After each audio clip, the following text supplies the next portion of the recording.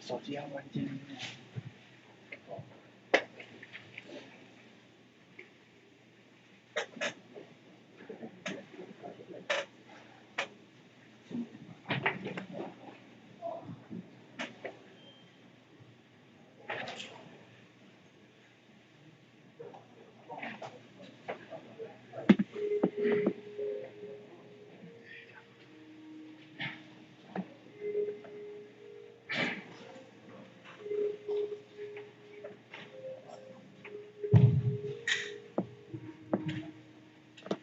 台湾生物技术与生化工程学会2022年颁奖典礼开始。首先，我们要颁发的是生化工程终身成就奖，得奖人中正大学李文乾教授。请李教授上台。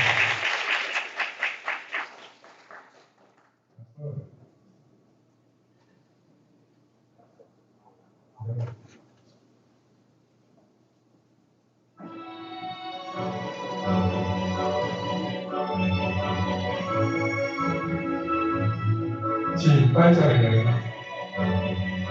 台湾生物技术与生化工程学会理事长张家修理事长。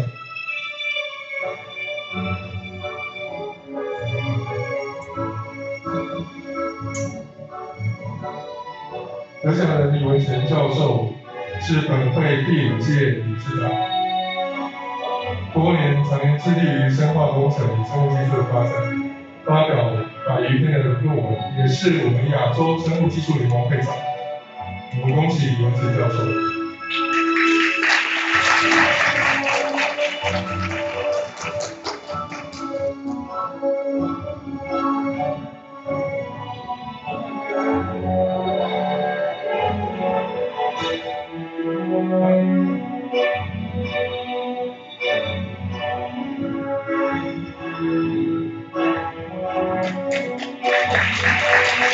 我们请李文乾教授发表一下得奖感言。自己。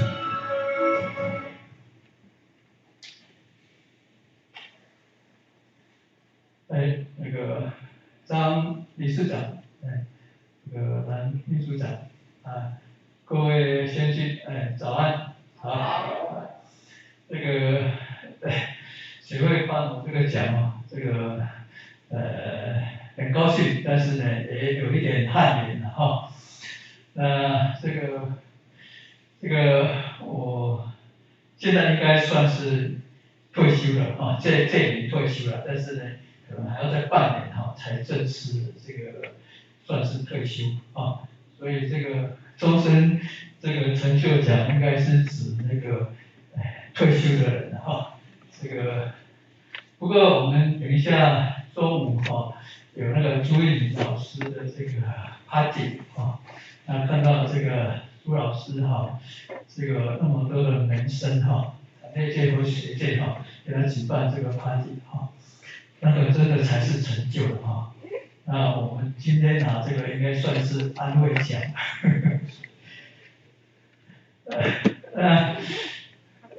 那这个从回想哈，这个30年前哈，这个回国这个教书了哈，那跟大部分的老师一样哈，从第一支试管啊，第一支烧瓶开始买起，然后建立自己的实验室啊，然后就写那个国会的计划。以前是用手写的，真的是手写的哈，我写了好几年哈。陈文义老师好像是打字的，我用手，没有钱用手写的哈。那时候我们这个精神偶像就是这个生化工程这个前辈哈，那个黄世六教授哈，我们就以他为师哈，来学习。那这个生化工程呢，这个领域呢有一个好处的哈，然后这个我们可以做那个科学的这个探索啊，你有兴趣的话，可以做科学方面的、science 方面的研究。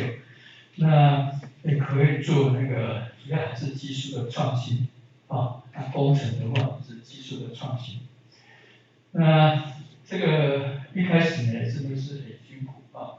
那个时候呢，这个机会还是不多所以呢，就从这个材料方面着手材料跟生物的结合是一个当初呢，这个可以认为是个人认为是是一种可以技术创新的方向啊，这个后来呢，就是受到这个产业界的这个拜托所以很多研究呢是配合产业上的需求的虽然都不是很大的计划不过很高兴这个有些东西呢有落实尤其是有到国外去落实这个有去泰国的朋友应该可能看过我们学生在泰国盖的工厂那个发酵工厂是泰国呢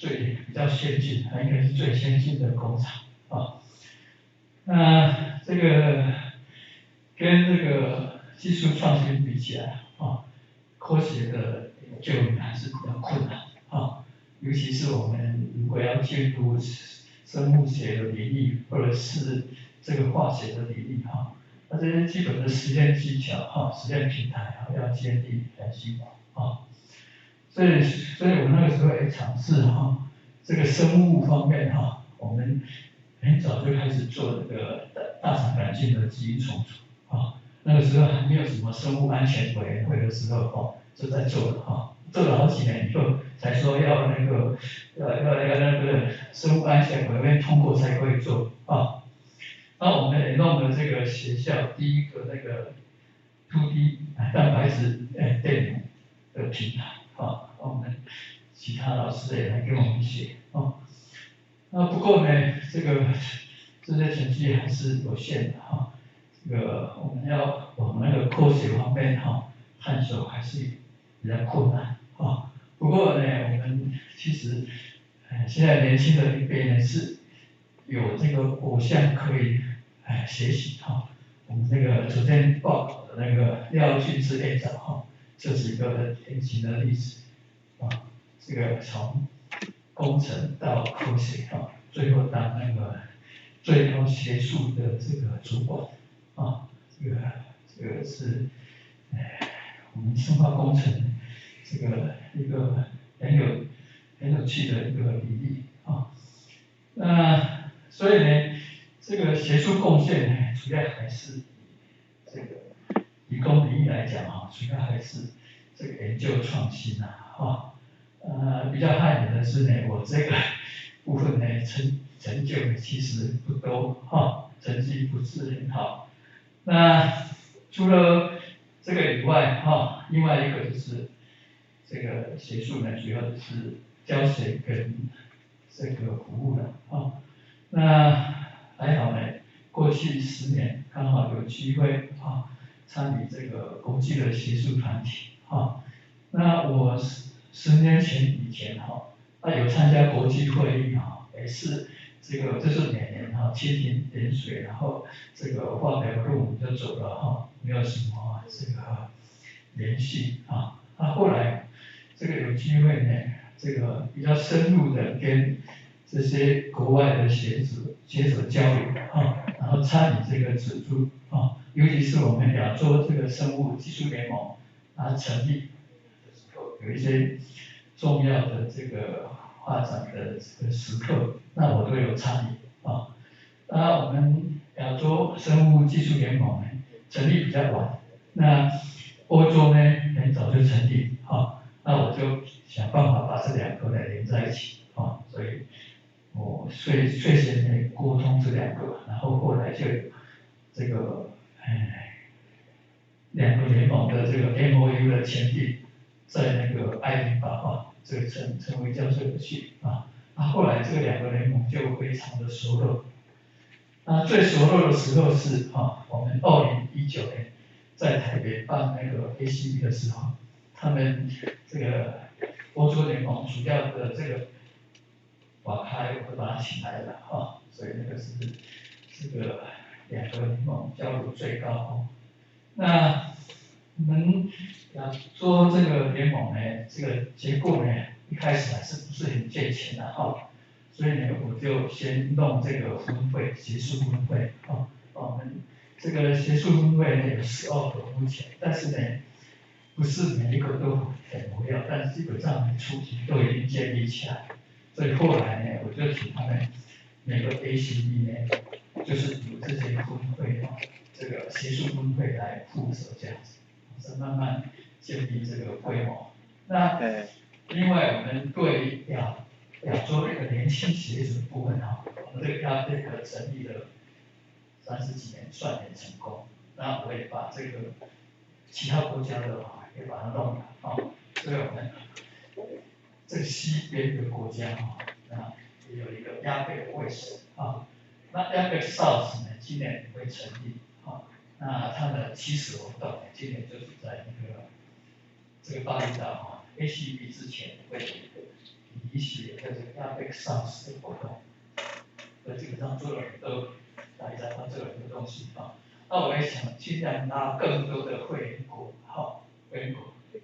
那我最有兴趣的是有那个后面是 STEM 的那些国家的就是我们中亚的目前还没有。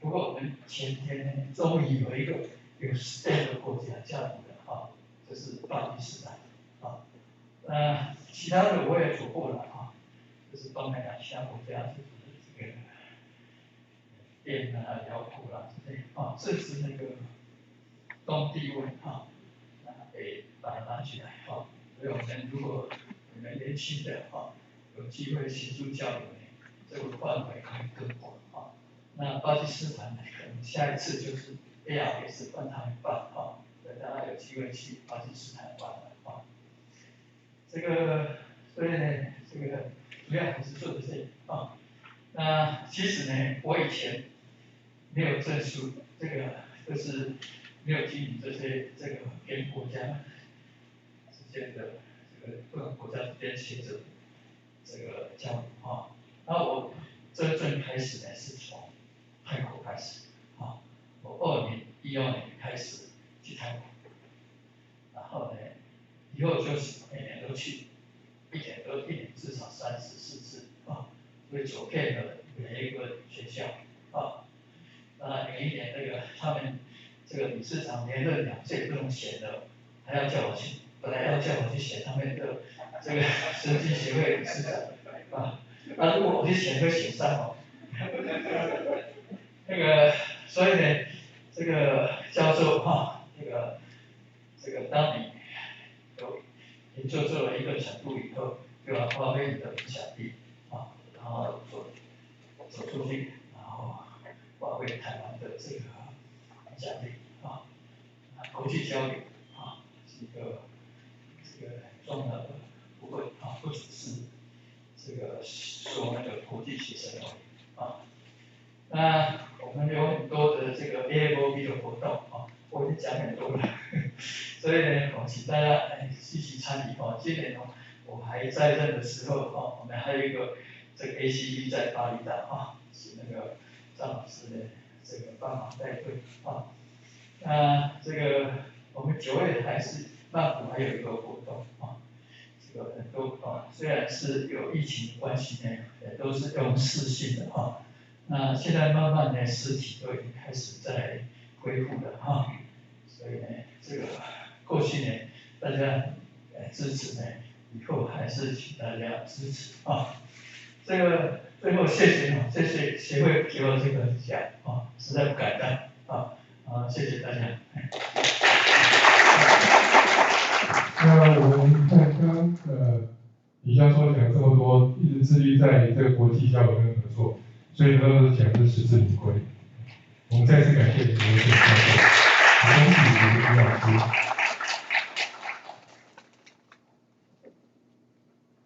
接着我们颁发台湾生物技术与生化工程学会生化工程奖，得奖人嘉联生化产品有限公司林启宽董事长。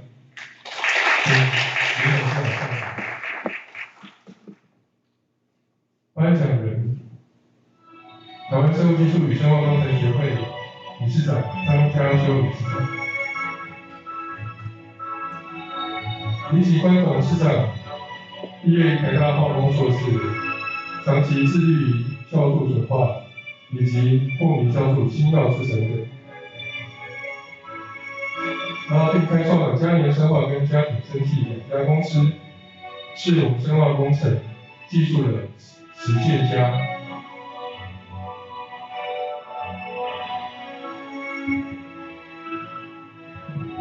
我们恭喜林启宽董事长，请颁奖的工作。那我们也请林启宽董事长为我们说几句话，非常感谢，谢谢。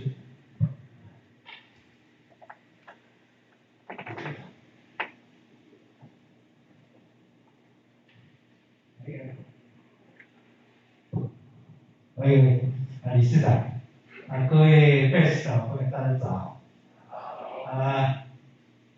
今天非常的感到很惊喜因为在心目中我参加 BEST 这么多年，心目中的生化工程两大，应该都给很优秀顶尖的我们的这个学者。我自己是学术的逃避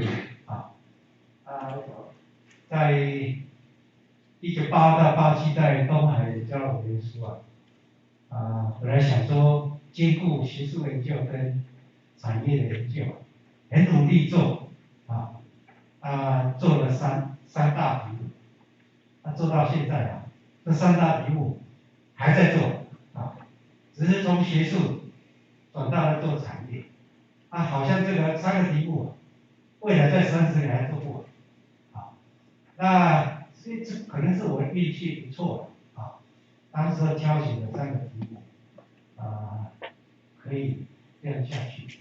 3个事实上比较短期的、中程的、长程我已经就这么短期的，结果加了5年数这个短期的，我利用部长呢就在饲料添加就几个人猎招出来开公司真的我就出来把它做了很快就一直卖卖了赚钱，另外中级产品可以继续做所以我就不需要拿计划因为在东海5年拿了2个计划，后来发现拿计划对我来讲很困难，要很会写文章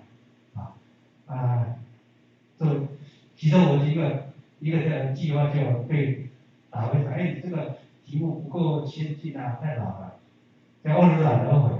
后来这个题目现在变很重要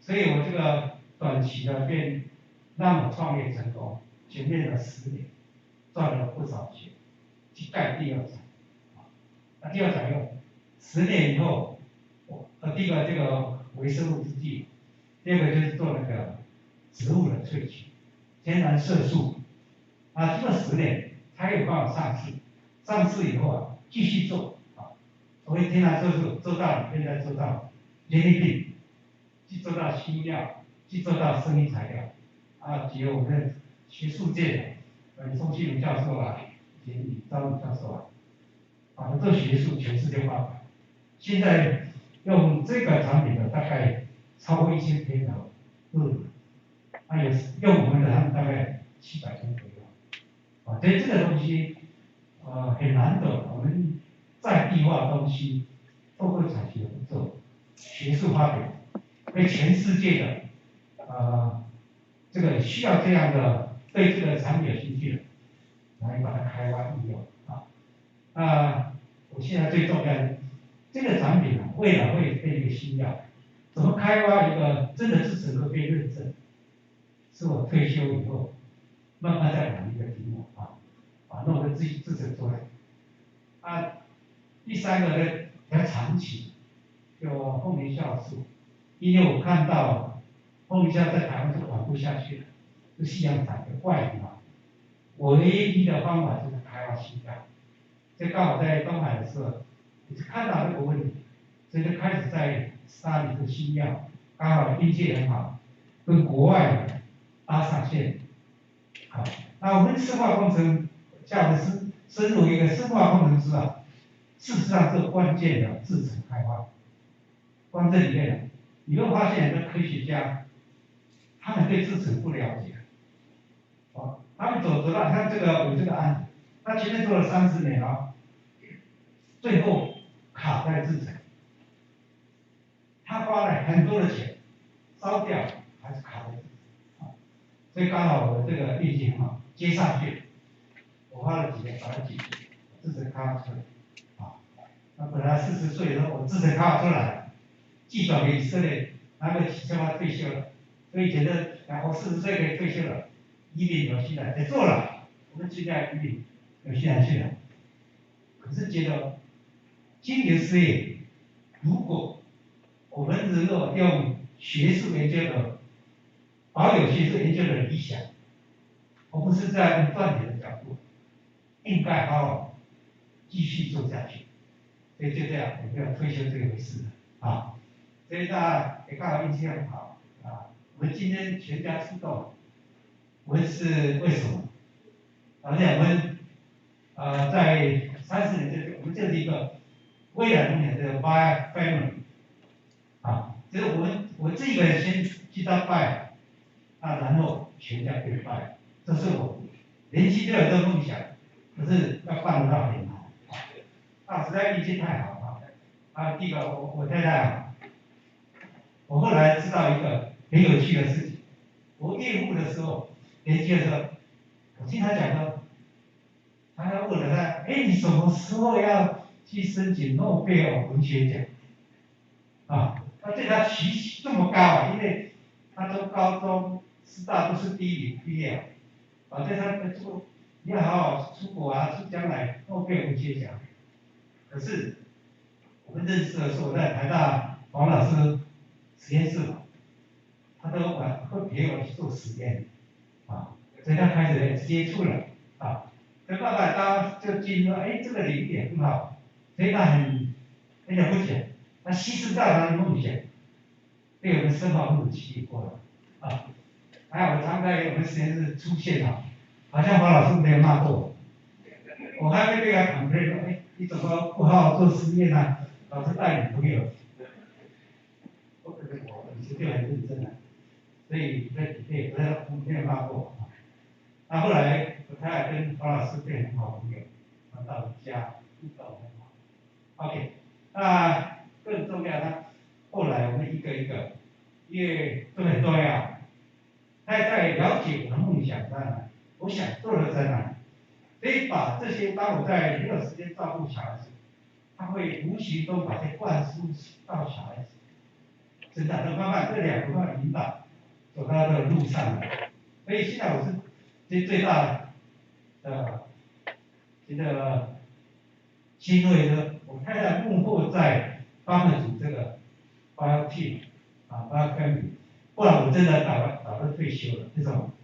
我社长那个没有找不到人才，年轻人不一到9六去，只要自己的人跑不掉我就觉得比较好，他们不是太排斥的大概是应该在国外在跑跑到乡下的我要做一件事情，叫2个要加入 BEST， 因为 BEST 对我的影响很大因为1996年胡老师成立 BEST 的时候，特别要加入，我当时总觉得都是学术界的所以不是那么热衷后来觉得不对我既然以前很热衷于学术研究跟产业研究，既然学术研究一在创业我放弃了，然后我希望我在产业经验还保有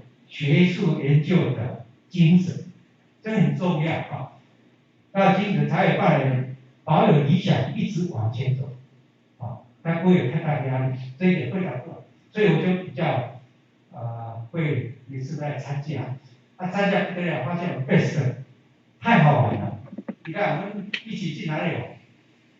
韩国日本米亚扎基对还有到新疆也去了，乌鲁木齐对，欧洲去了，瑞士到处玩对，胡志明还有那个泰国去多少次？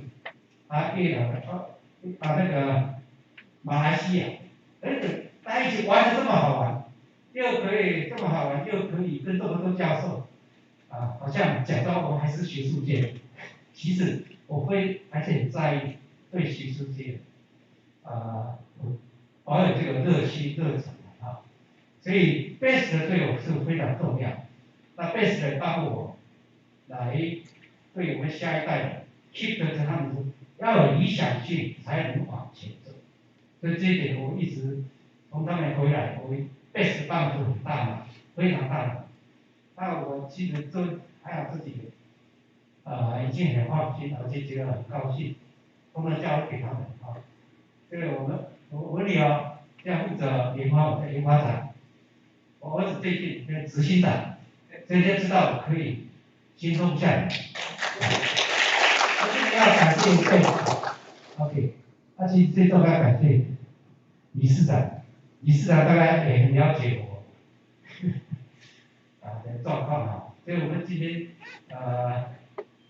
董事长非常谢谢 BEST， 谢谢 BEST 给我这个机会来这里分享一些我们的故事今天还是谢谢那这个其实这个过程中要谢谢的很多了我也是到这个退休的在想，我真的是为什么这么好的运气？一路走来太多的人帮助，包括从黄老师的启蒙做学术研究，到东海也有这么自由，也有很多资源去做这些研究，包括事实上我这里面这个阶段还有3个重要的日本人，一个东京大学忘记退休教授，还有一个是世界知名的工业用校士的，这几个都写专书的那当时都是密切在合作的，所以我提出的题目都是下一步可以走，未来10年、20年可以走的题目。那这个离开学校，刚好就把产业外走下去所以我只能感恩这是非常谢谢，今天非常谢谢这个给我这个机会，谢谢。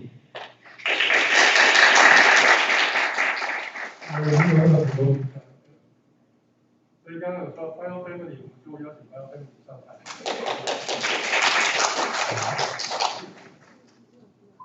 那我们 BioFamily 也准备了。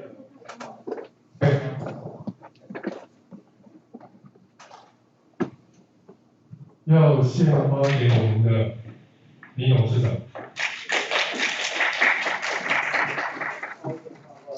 应该是sorry。好，我们先拍一张 BioFamily 合照。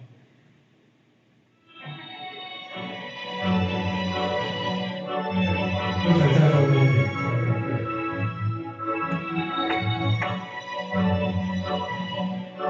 好，那我再拿一下，再和我们奖章，这跟奖章一起合照。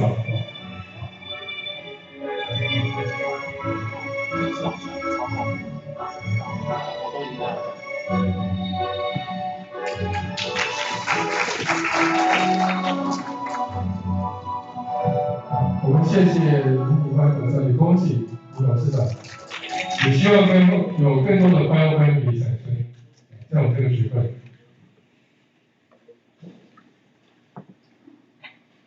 接着我们要颁发台湾生物技术与生化工程学会生化工程学术服务奖，得奖的是中兴大学李思宇教授。李思宇教授毕业于新加坡大学化工系，目前是中兴大学化工系教授，他也是过去我们第7届的学会多年期的这个学术服务。办了非常多的活动，我们感谢他，也恭喜他。那我请颁奖人，台湾生物技术与生化工程学会副理事长张玉光副理事长上台颁奖。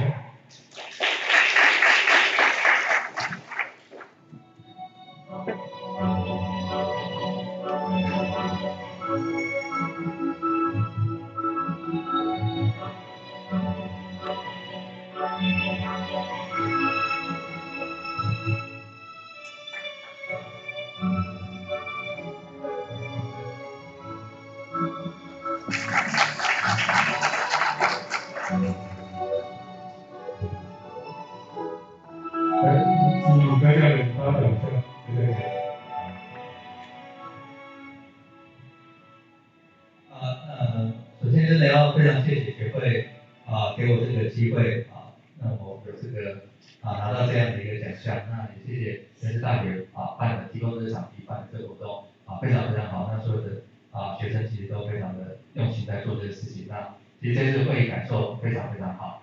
那这个我讲真的学会参加这个学会，其实感受到所有的全台湾顶尖的人才全部都汇集在这边。那在这边真的是感受到刚才林警官老师讲的这个 bio family， 所以在这边真的是透过这个大家的专业跟大家对生活的这种这个经验来做彼此之间的交流，也在这边学习的非常非常多。那其实服务这个东西，其实对我其实在高等教育其实是相当重要的一块，那甚至都是这种评分的一个标准。但是其实服务对我来讲，其实它更像是一个学习的一个经验。那所以我在在这边比如说这个在学会办的这非常好的一个基础下面，其实还是有不断的去做很多的突破。那我在这个过程里面，其实也学习到要怎么样去把一个活动怎么样去把全国的这个问题把它找出来，用最有效率的方式去想办法去解决这个台湾的这个问题。那所以在2020年的时候，其实在张科修理事长跟这个理监事会这边办了一个2020年的这个传奇活动。那目的就是希望说，希望这个借由这个学会的善尽学会的责任，去把台湾的做这个深化生育相关领域的这个年轻的人才，去把它汇集在一起，来提供一个平台给大家做很多交流。那其实在这个过程里面也有机会可以参与到，那也可以学习到相当多，那也认识到了很多的好朋友。那其实，在去年应该是2020年，那中兴大学承办的这个接受这个学会的这个接下这个责任来去办这个BEST 的会议。那刚好就遇到了这个疫情。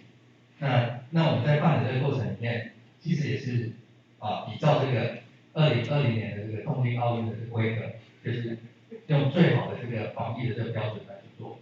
但是其实这个过程里面，其实有很多的细节都是在内部在讨论的。那这讨论的过程里面，其实也是学习到很多大家不同的意见，跟所谓的领导力的培养。那这个过程里面都是对我来讲都是不断的一直在学习。那在最后虽然疫情的关系，虽然我们停办了，然后也到2020年，那所谓的这个多年级的这个，但是在2021年的时候还是顺利办起来了。所以在2021年的时候，其实有一个AFLP 跟 BEST 的活动，那也跟李文健理事长认识了，就是说怎么样去跟这个国际上的这个这个学会不同学会的这个交流，那也跟着学习认识到很多。那同时在 BEST 的会议里面也有就是 BEST 会议有一个传统，就是有一个产学论坛，那也跟着李景宽理事长去认识一下怎么样去把学术跟产业这边做一个很好的一个结合。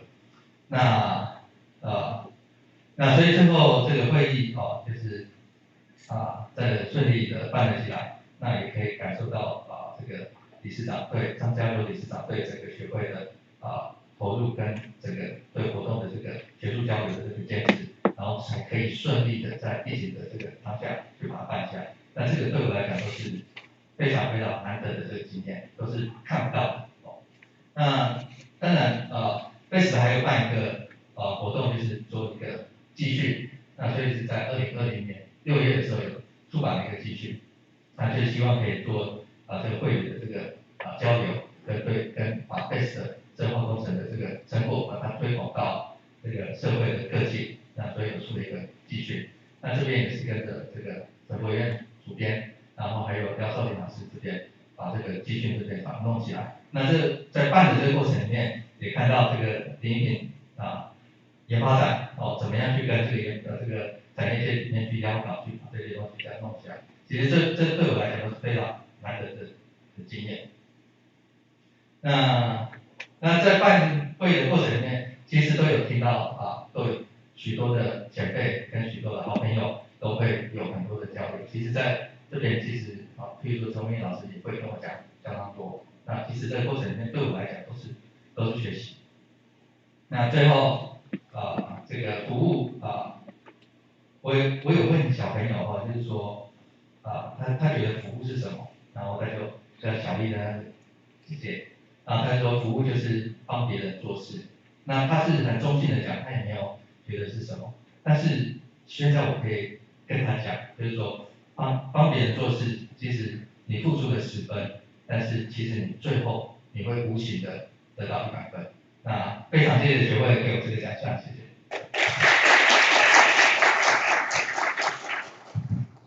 谢谢李思雨老师，也恭喜李思雨老师，请李老师入座。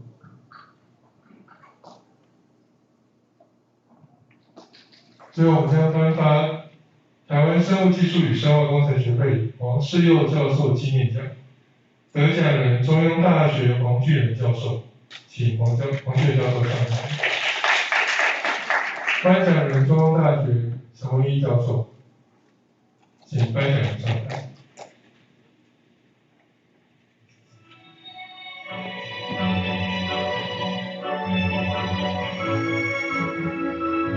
黄俊仁教授也是毕业于黄世佑老师的实验室，那过去长期致力于在生医材料自主中和整个开发研究，荣获许多奖项跟科技部的优秀青年学者奖。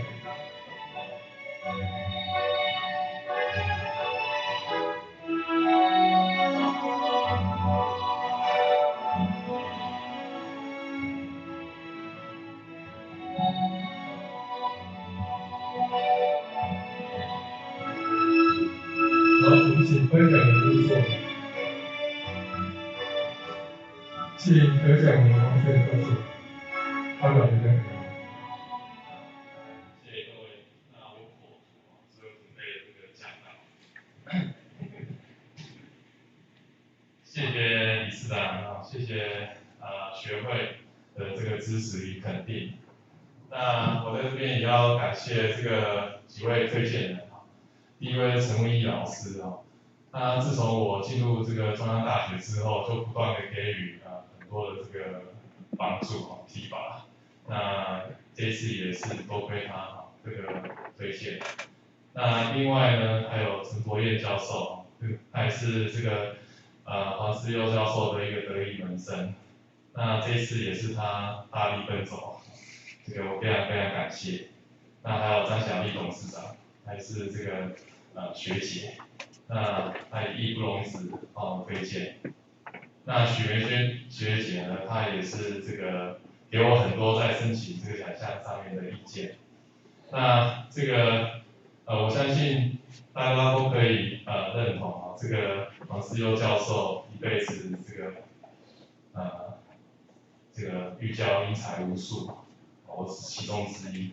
但是比我更优秀的这些学长姐那我只是占了一些年纪的上面的便宜所以才能获得这个奖项。那这个奖项对我来讲意义重大。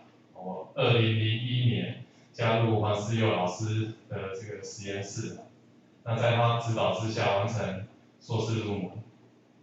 那2003年毕业，然后黄世佑老师是2005年70岁退休。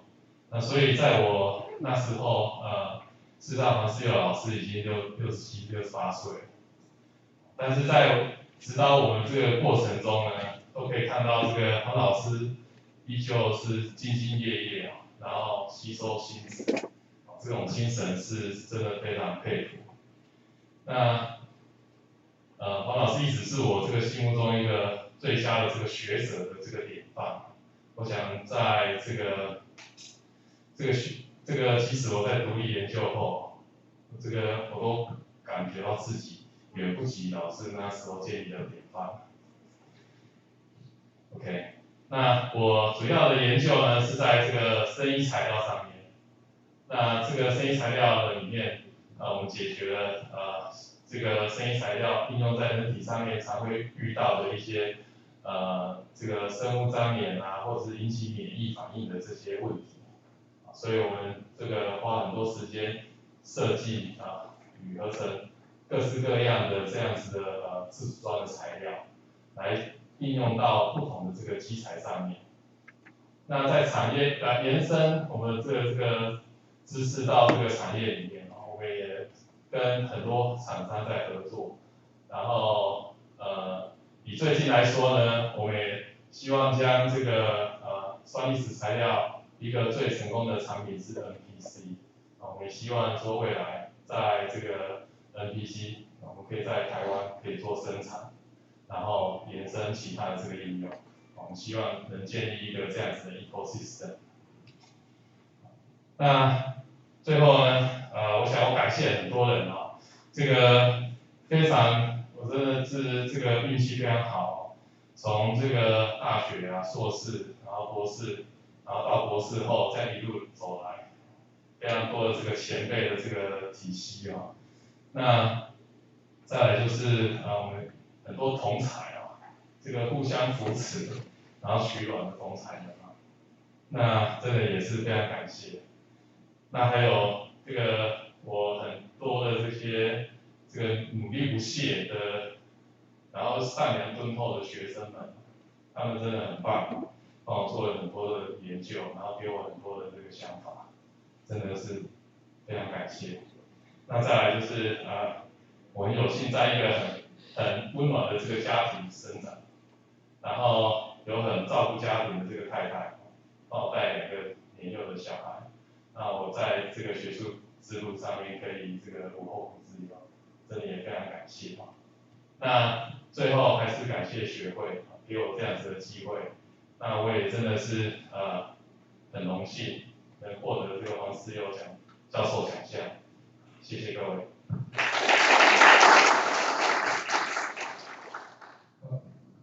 我们再次谢谢黄俊仁教授，也恭喜黄老师。今天的颁奖典礼到这个地方顺利完成，也恭喜各位得奖人，也感谢各位嘉宾的与会参与，让这个颁奖典礼蓬荜生辉。那我们接下来会有大概10分钟左右的tea break、coffee break。那我们10点开始呢，会是在我们的前方的玻璃屋有开始我们的地爆论文竞赛。那同时呢，我们会有一个 BEST2022的这个 Panel Session。那各位可能看在我们的 program 上面还是在6104，那我们现在把这个international 这个 joint session 呢，就是在我们这个有墙厅就这个地方，就在10点钟的时候会开始进行。那所以如果欢迎各位如果可以在这2个场地参加 poster 的竞赛同学，别忘了记得要张贴。那如果其他的这个嘉宾，我们有5场精彩的这个国外学者的这个线上演讲，那也欢迎各位就在这个地方加入我们。那我们目前这些活动都有在做线上的这个直播。那刚刚的颁奖典礼，我这边看到也有我们刚刚的国外演讲者跟一些国外的与会者在线上同步的观看。OK， 好，那在此宣布我们的这个颁奖典礼议程，也非常谢谢大家今天的参与，谢谢。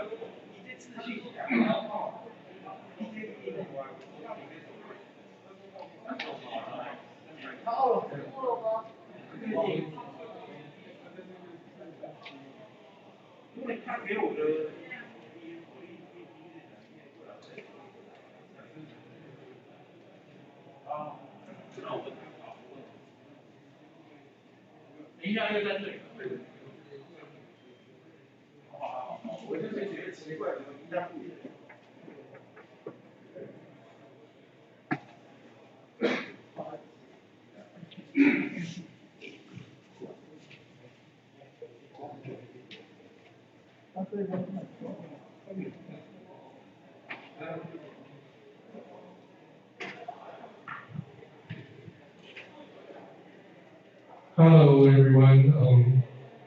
The Google meeting, our international keynote speakers. Can you hear me? Yes, hello. Yes.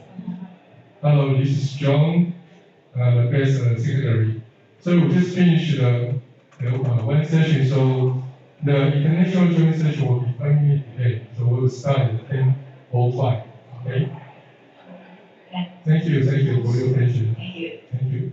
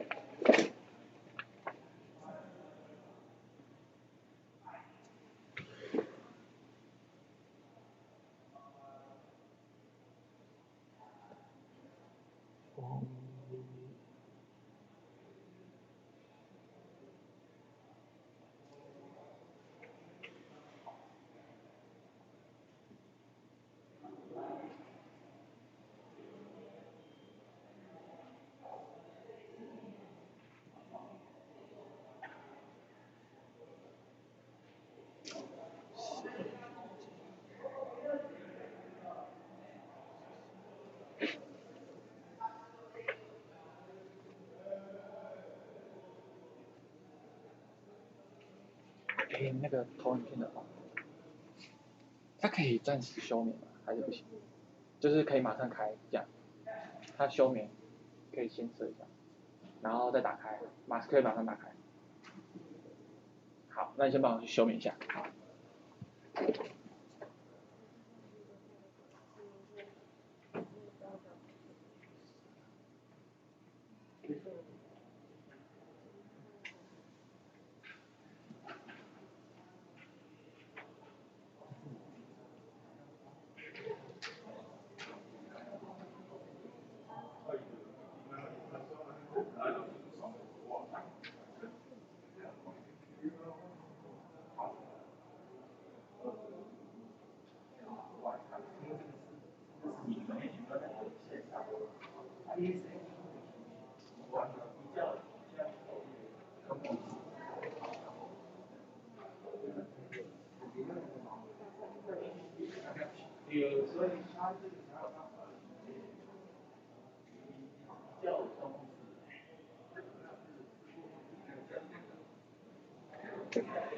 好，帮我打开吧，谢谢。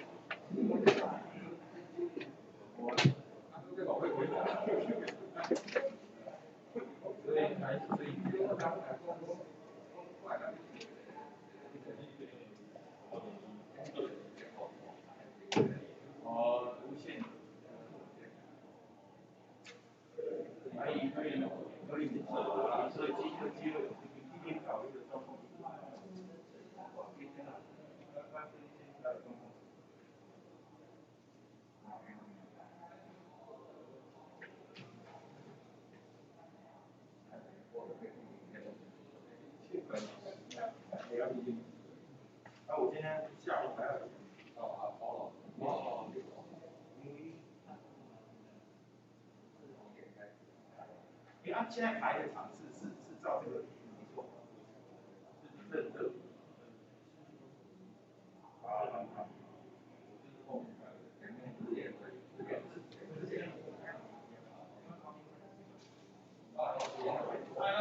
有一个那也都知道了，不然的话到时候他们在那空等待。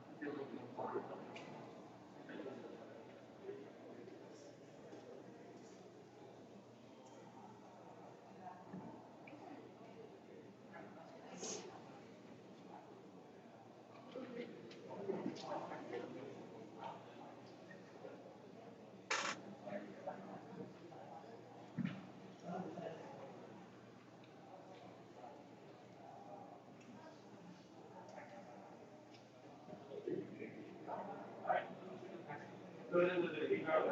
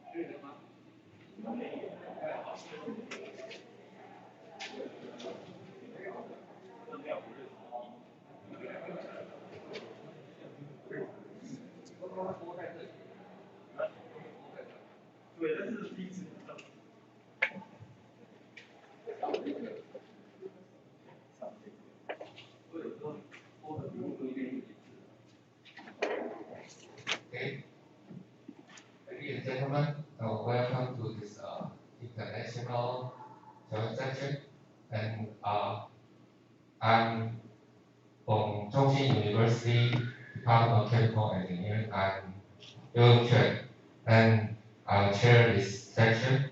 I and Professor Chen co-chair this section.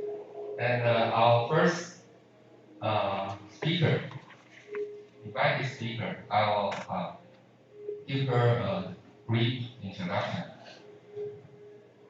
Our first speaker, Professor Yi. She is the Associate Professor of Department of Bioprocess Technology, University Putra, Malaysia. And she obtained her PhD degree from Kyushu Institute of Technology in 2004. And her obtained a lot of professional affiliation and membership, and published several books and good chapters and lots of papers. And her field of expertise is in environmental biotechnology and industrial biotechnology. And her talk today, the title of her talk today is the valorization of chicken feather for sustainable development. Can you play the video? We have the pre-record video. Only the question section is open for us. Okay? Let's see the video.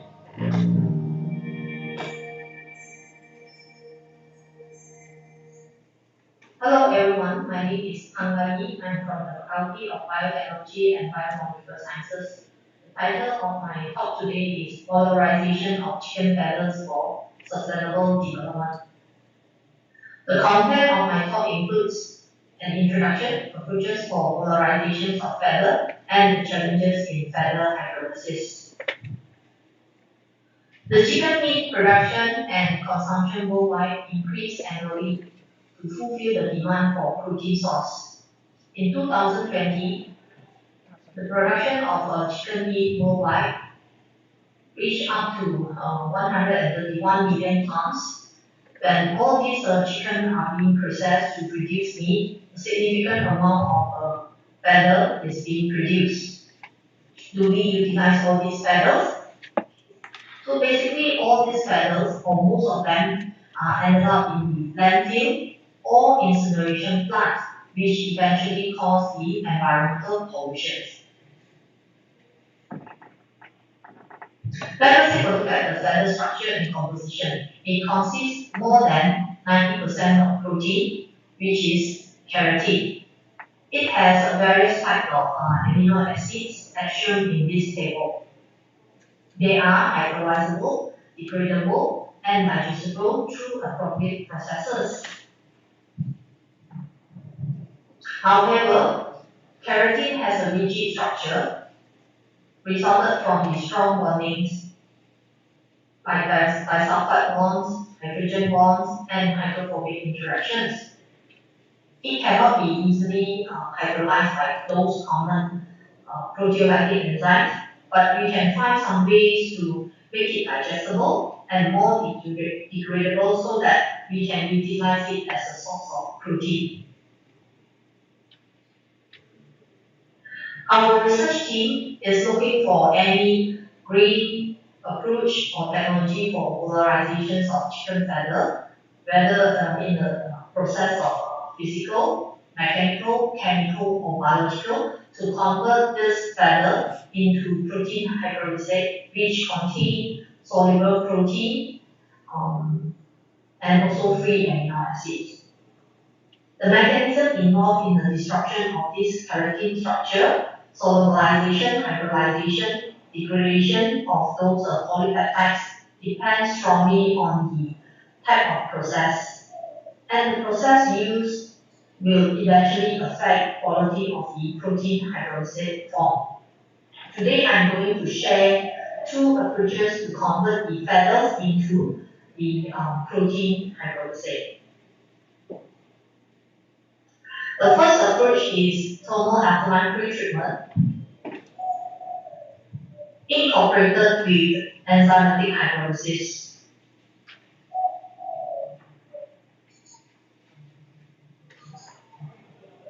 The thermochemical process could efficiently solubilize or hydrolyze the keratin base, but the denaturation of amino acid under harsh conditions and generations of those unfavorable byproducts occur. Therefore, our strategy is to implement thermal treatment incorporated with a milder alkaline process to disrupt the keratin structure and make it easier to be attacked by those enzymes which we will use it in the subsequent stage.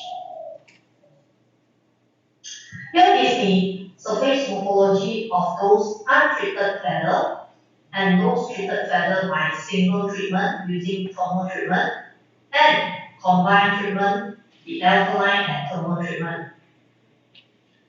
Under single treatment, the bubbles become disordered, okay, when those feather being treated with thermal treatment alone.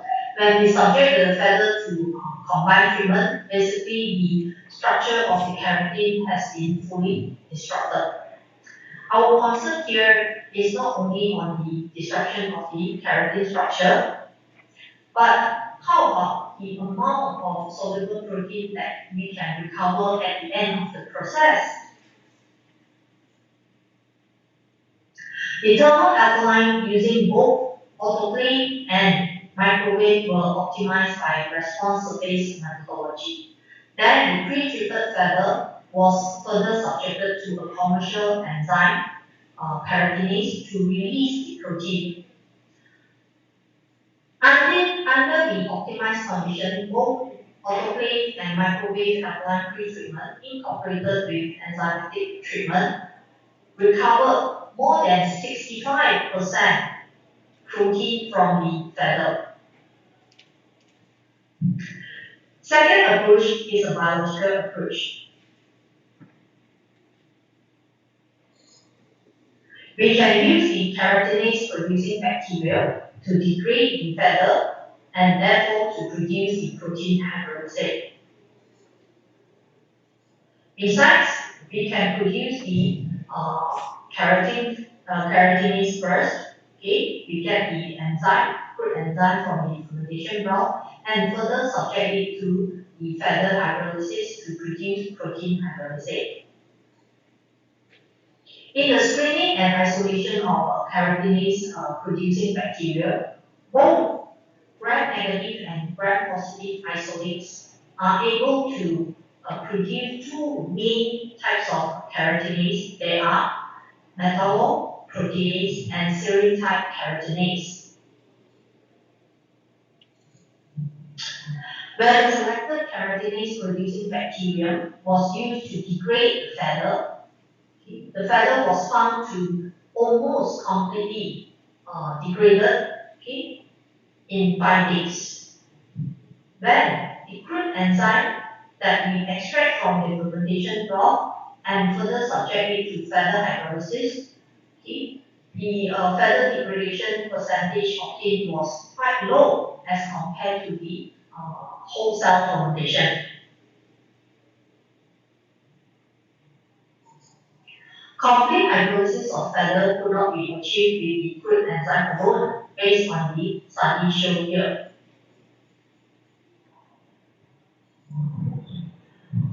However, when we compare the protein recovery after hydrolysis by the cell, by the whole cell, and the crude enzyme, it was found that the protein recovery after hydrolysis by the cell was pretty low as compared to the crude enzyme hydrolysis.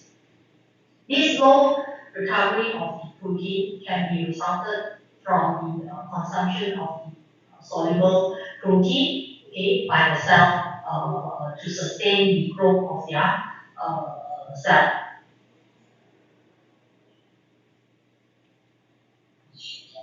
We proceed with another option whereby we utilize the keratinase cocktail okay, containing different types of keratinase. This keratinase cocktail has a combination of serine type keratinase and also metallo keratinase to hydrolyze the feather with the hope that more efficient in terms of hydrolysis to obtain the soluble protein.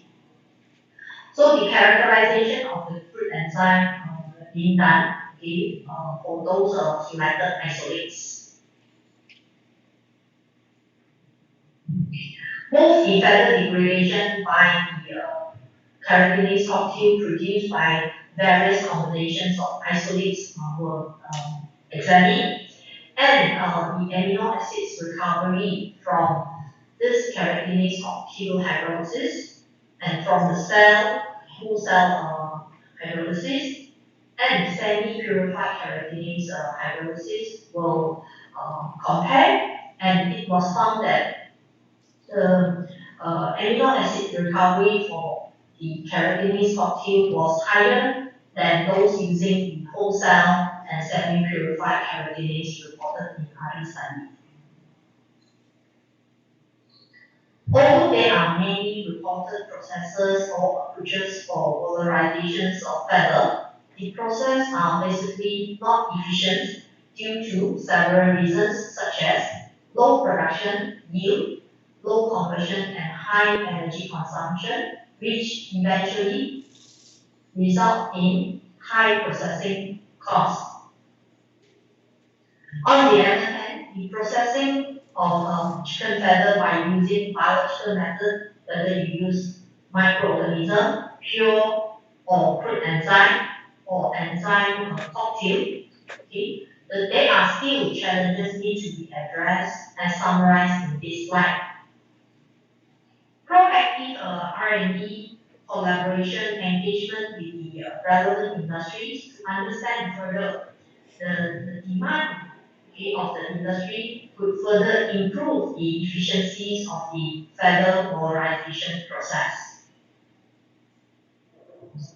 It is possible to recycle the feather waste produced from the poultry industries and extract the valuable protein from this bioresource using appropriate grade approach or technology.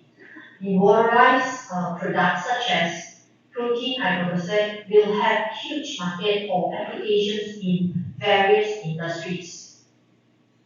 Therefore, there is a great potential in valorizations of agro-industrial waste, which is the feather waste, not only creating wealth to the industry, but managing the biomass efficiently towards a sustainable development.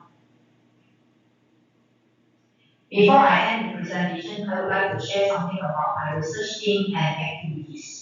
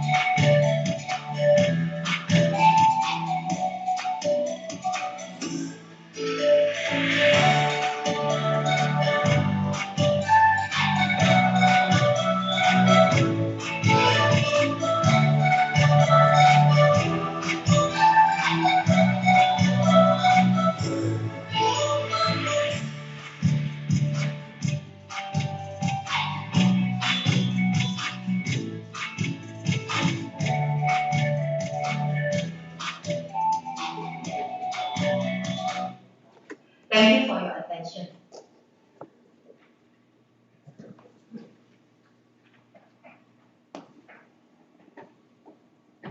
Applause and thank Professor Yi. And any question and comment? Can you hear me? Can you hear? Professor Yi? Yeah, I'm here. Good morning. Yes, I can hear you. Okay, we have question for you. Yes, please. Okay, it's a nice talk. And I have one question. You mentioned about zero waste. But from your presentation, I don't know how much is totally recycled, how much is still cannot be reused, how much is still need to be landfill or incinerate. So I would like to know the total mass balance. That's my question. Yeah. Yeah, thank you for your questions about the zero waste concept.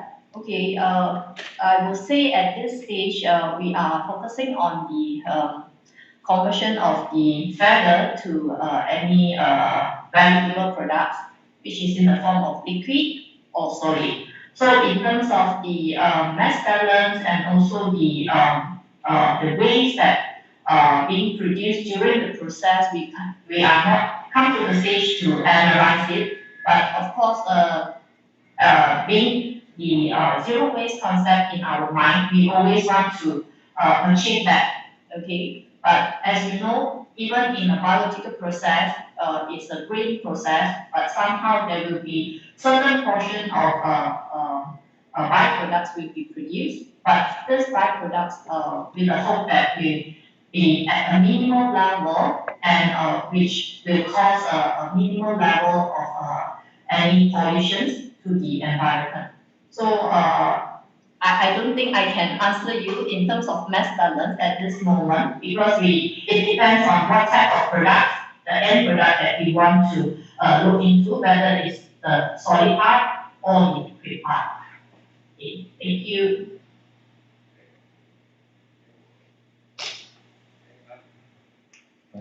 Any other question?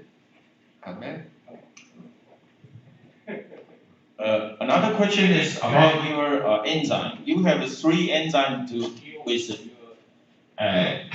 keratins, right? Keratin, they are. So I don't know which one is the major enzyme to deal with this task. Yeah. Okay, keratin is a very unique kind of enzyme, and basically it consists of 3 types. There are 2 main types. One is serine type, and then the other one is metalloprotease. So serine type of enzyme will be targeting on serine, okay, the amino acid serine, and they are exo or endo protease. So for my study, okay, why I try to screen and isolate various type of keratinase producing bacteria, mainly because different type of bacteria will produce different types of keratinase. For example, bacillus usually being reported as the serine type keratinase producer, whereas like pseudomonas, okay, it can produce metallo type of keratinase. So that's why you can see I have introduced an approach whereby we use the keratinase cocktail, which combine both the metalloprotease and also the serine type of keratinase, with the hope that to target on different polypeptides and also peptides to release the amino acids. Am I answering your question? Yes, yes. Okay. Professor E, I have a question for you. A nice talk and concerned about the end product of the feather like hydrolysis. Yes. What do you want to apply it in the special application, the field you want to apply? Yes. Otherwise, there are a lot of hydrolysis we can you choose to use and don't have to apply such a harsh hydrolysis process. Okay? Okay, thank you. Okay, so we have a lot of applications as you mentioned. So for protein hydrolysis that I'm targeting, I would like to get the free amino acids. So that's why I look into the free amino acid compositions, okay, towards the end of the process. But somehow it, how to say, depends on the types of method that used. Okay, it will affect the end product quality in terms of amino acid profile. Okay, so the protein hydrolysate, yes, usually people will targeting on using it as the animal feed. Okay, but if we can increase the value of this protein hydrolysate in terms of amino acid, and also we look into the digestibility of this particular product, then we may really add more value to it. And then another things that we can look into this protein hydrolysate will be the antimicrobial or any antioxidant properties, targeting on maybe those small molecular weight protein, okay, ranging from maybe 1 to 10 kilodalton. Okay, so I hope I answered your question. Yes. Okay, then we will end this speech. Thank you for your joining. Thank you. Thank you for your attention. Thank you. Thank you. Thank you. Sorry, organizing committee, actually we are from online, but we can't hear the presentation. Online. We can't hear. Okay, we can't hear. Okay, good, thank you. Thank you for joining us. Thank you, okay. Okay, then we'll move to the second speech. Our second invited speaker, Professor Marini. Hello, can you hear me? Yes, I can hear you. Thank you. Okay, she obtained her PhD degree from King Makar University of Technology, North Bangkok, and she is an assistant to the president for the Special Affairs and International Relations of King Makar University, and she received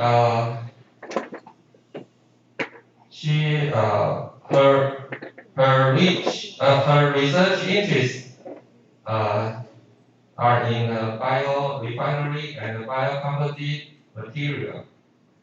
She has been working as the principal investigator and co-PI of more than 65 research projects supported by government and industrial sector in Thailand and other countries.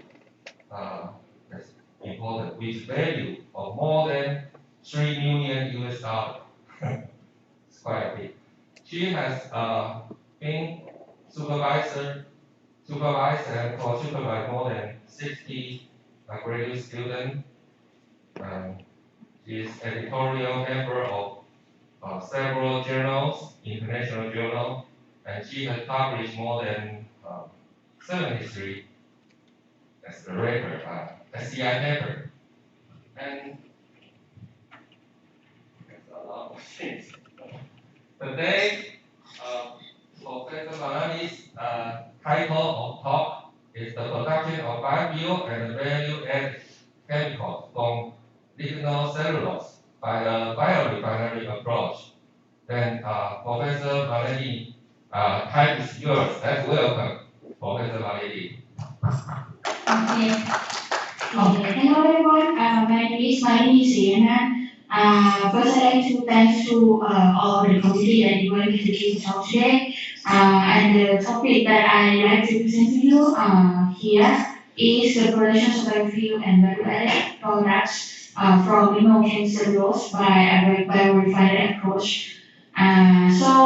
This is my partners that give the funding to our lab from the industry sectors and from different countries and other universities that we have the collaboration with.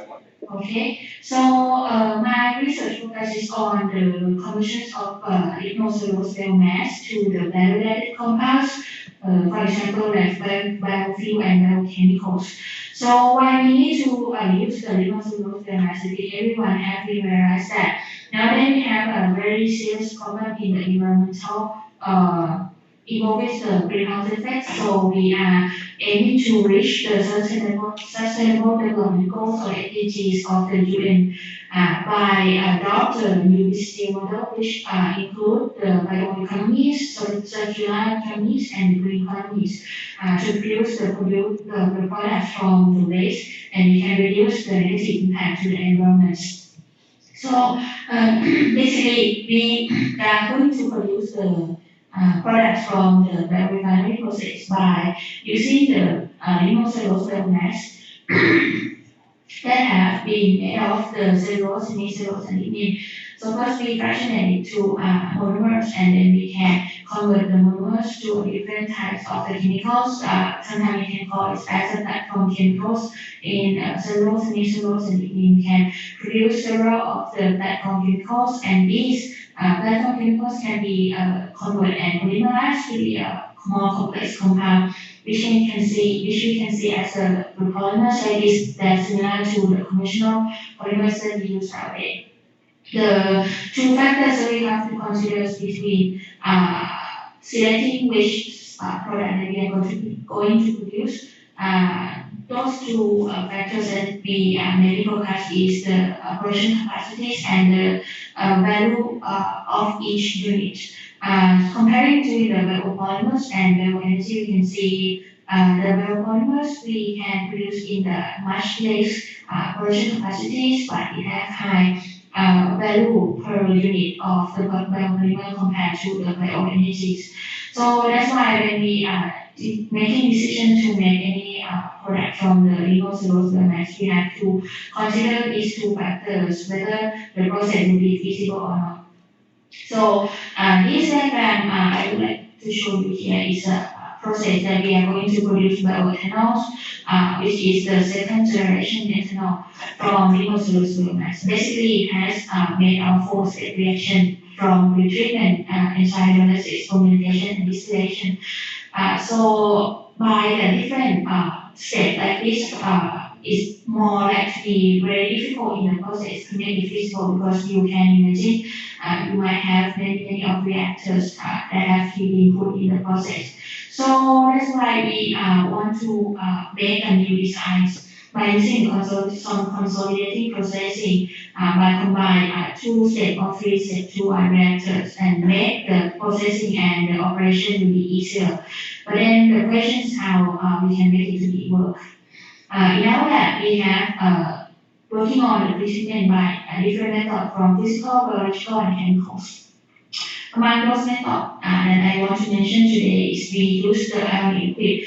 So as you can see here, when we throw let's say rice straw into the ionic liquid, we can completely dissolve the rice straw comparing to the conventional sodium hydroxide chemicals. So you still see the intact pieces of the rice straw, right? And in addition to that, when we pretreat the rice straw sample with the ionic liquid, we can see the improvement of the enzymatic saccharification by cell-based enzyme. That from untreated samples to the pretreated one, we can increase about 6 to 7 times for the glucose product. And the more glucose you also get, the more of bio-free product at the end. However, the problem, even we can improve a lot of the glucose conversion from the ionic liquid treatment. However, if we still have left ionic liquid residue into the reaction when we proceeded to the enzymatic saccharification, we can see the drop of the cellulase activities up to 60 to 70% here. So this means we have to carefully and intensively wash the biomass before we proceed to the enzymatic saccharification, which this means we have difficulties in the process, and we generate a lot of the wastewater in the process. Similar thing happened to when we use another chemical pretreatment by deep eutectic solvent or DES.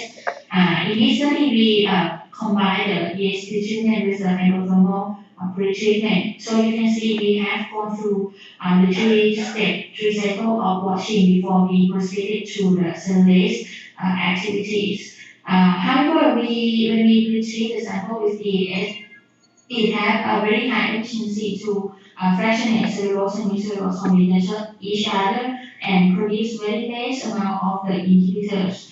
And we can increase the portions of the glucose very well compared to the untreated sample about 4 or 5 times. So this is very impressive treatment method. However, we generate a lot of wastewater and we have to spend our time and difficulty in washing and preparing the sample.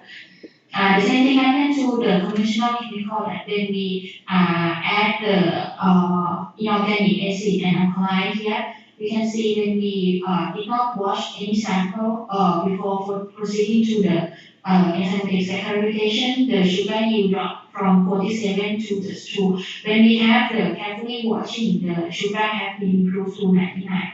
So from our work, we can see that just 5 grams of biomethane used in the experiment, we have to use about 6 liters of water. So this means there are very much of wastewater that we generate in our process.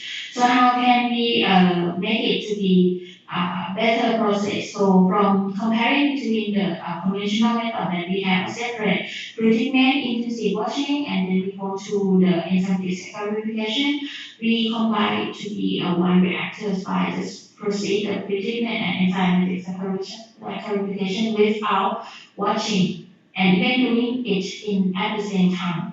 So what we have, we modeling from our experiments, and we found the point that we can see which condition that we can operate the pre-treatment and the enzymatic saccharification to get a very activation method, but not inhibition by the residue of the RNA.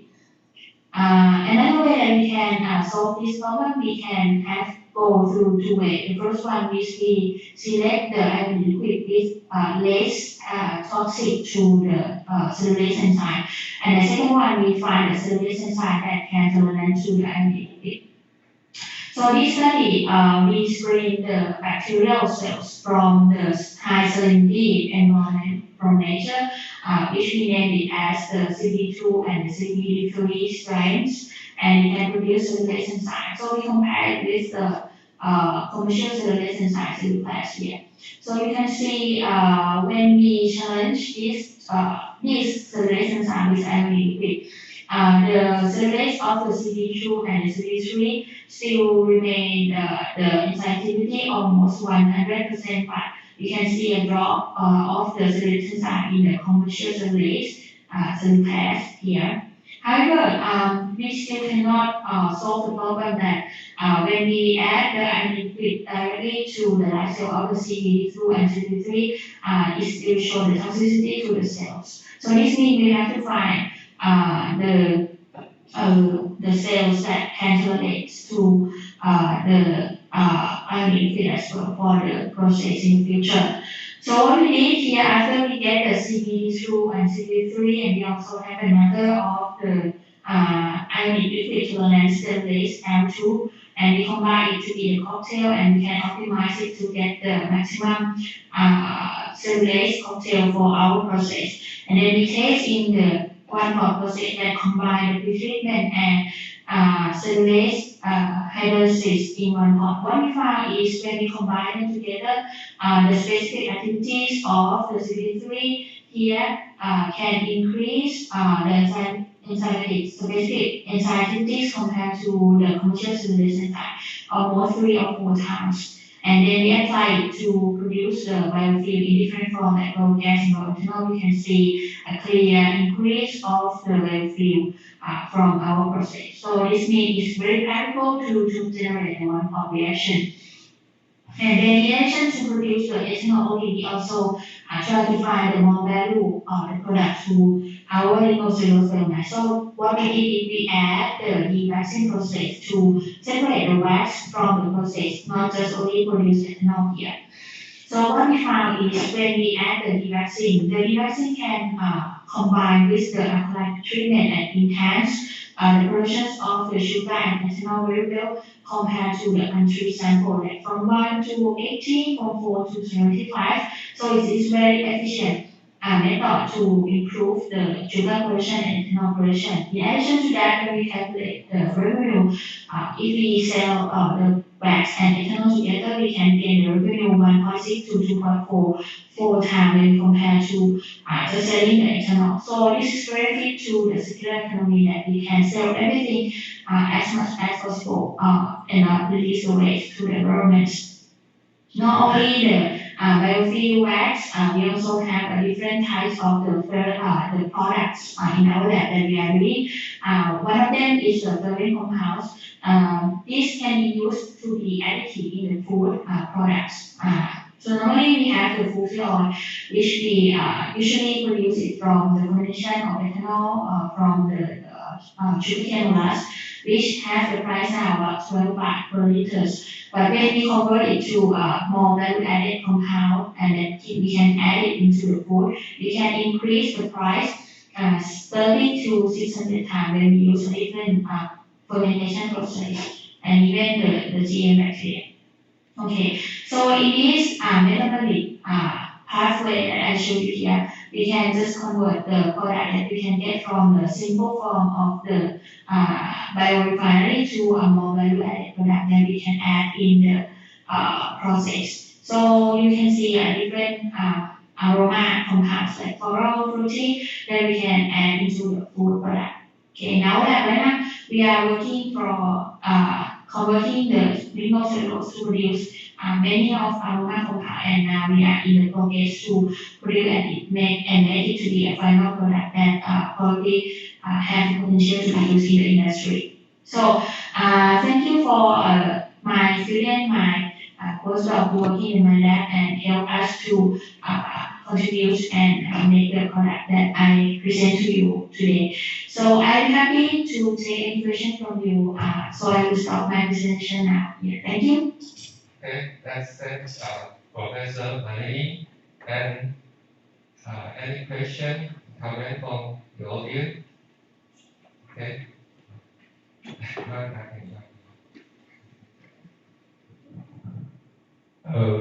I have one question about your cocktails. You have two stage in one reactor, right? That's what you are talking about, right? Yes, right, exactly. So that's if that's something to do with the chemical engineering, that should be more feasible. So did you calculate how much money saved or the recovery? Usually one more stage, the recovery efficiency will be lower. So if you reduce one stage, how much improvement did you get? That's my question. Yeah. Oh, okay. That's I would say it's a very interesting question. Basically, as I have the introductions about the process to convert the biomass to the end product, like you see, you have totally four stages, right? Actually, in the real industry productions of bioethanol from the lignocellulose, it's actually not only for reactors that being used in the separation trains or the operational train. In fact, in between each of the reactions, for example, between the pre-treatment and the hydrolysis, actually you need extra the reactor for washing. So this means at least maybe more than 8 reactors have been set up. But in my concept that I combine 2 steps in one reactor, so this means instead of like total 8 reactors, maybe I just use 3 or 4 reactors. And talking about in the industrial application for the construction cost, operation cost, the area cost, and whatever, we can save a lot of money. But for now, I would frankly speaking to you that my research is in still the lab scale process and the pilot scale. So we cannot yet to estimate the price that we can really reduce in the industry. Because in that case, we also need to have the pilot data and maybe simulation to estimate the cost for the production, right? So I think that's the answer for this question. Thank you. Thank you. Thank you. have a question for you, Professor Naini. Yes. Your talk is very interesting, and I wonder the enzyme cocktail you have mentioned. And how many enzymes you put in for the hydrolysis, and how do you choose them? Because I know, just as I know, there were a lot of cellulase, different kind of cellulase, just like endo, exo, and glucosidase, just like that. And how many enzymes you put in your cocktail, and you can just like avoid ionic liquid toxicity, just like that. Can you straight it? Sure. Well, I would say this project, I mean, to produce the ionic liquid tolerance release enzymes, actually I spent like more than 5 years in my lab. We started from the screening from like almost 400 strains of the natural bacteria from nature in various natural habitats. And after we collect 400 strains that can produce the cellulase enzymes, we screen it and we got the final candidate about, I would say, 9 strains. That I think among 400, this 9 strain 9 is the best one in my collections. And what I showed you here today is a combination of 3 strains. And I didn't put another one in the slide because now we are in the process of submitting to the publication next paper. So right now I would say the result that I showed you today here is the combinations of my best 3 candidates. And of course I have tasted the composition of my cocktail, and as you already mentioned that it includes the exo, endo, and glucose enzymes in my hotel. Okay, thank you for your answer. Thank you. Any other question from the audience? Okay, then we will end of this talk. Thank you for your nice talk. That's big hand. Thank you. Welcome. Thank you. And then we will move to the third speech. We will change the host. Thank you.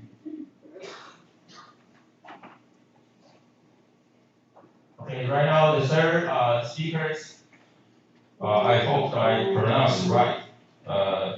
Is Professor Tsai Tong Fong Wang. I don't know whether I pronounced it right or not. Since Vietnamese, I don't know how to pronounce. If I pronounce it wrong, I'm sorry. Let's I introduce Professor Fong. Dr. Fong is a senior lecturer at the Department of Biotechnology, Chemical Engineering, Environment, Faculty of Engineering, the University of Da Nang, University of Technology and Education. She successfully obtained her PhD in 3 years time during her. She graduated engineering degree from University of Science and Technology, Da Nang. So today she is going to present characterization of microalgal bacterial growth derived seafood connection with bacteria or immune compromised patients. Okay, let's welcome her.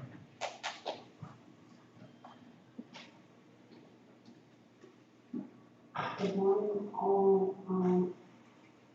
Did you hear us? Listeners, I am TV Oh, sorry, right. Sorry. Environmental Department, Pedonto University of Technology and Education, the University of Da Nang, Vietnam. Today I I would like to send to you my presentation for BEST Conference 2022.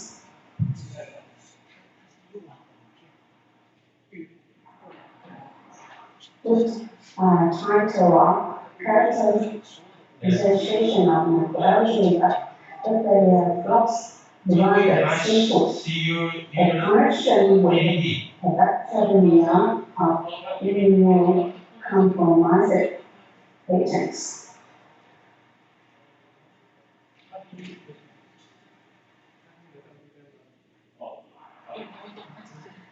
Colonies bacteria are present in almost every corner of life, from the BS of cats to the tiny.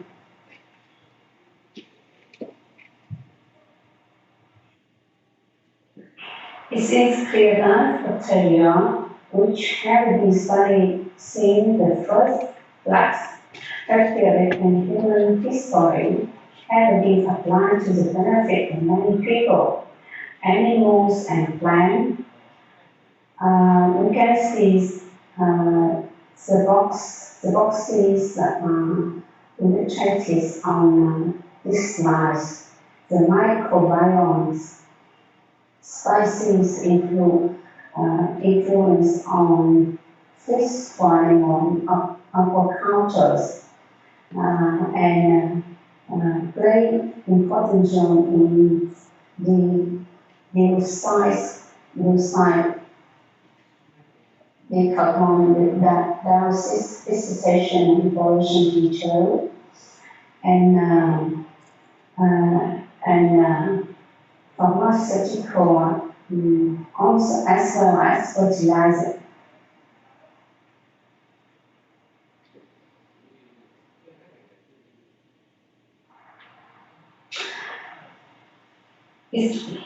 But now I like you to pay attention to new subject. New subject called microorganism generations in this presentation. The current issues and challenges.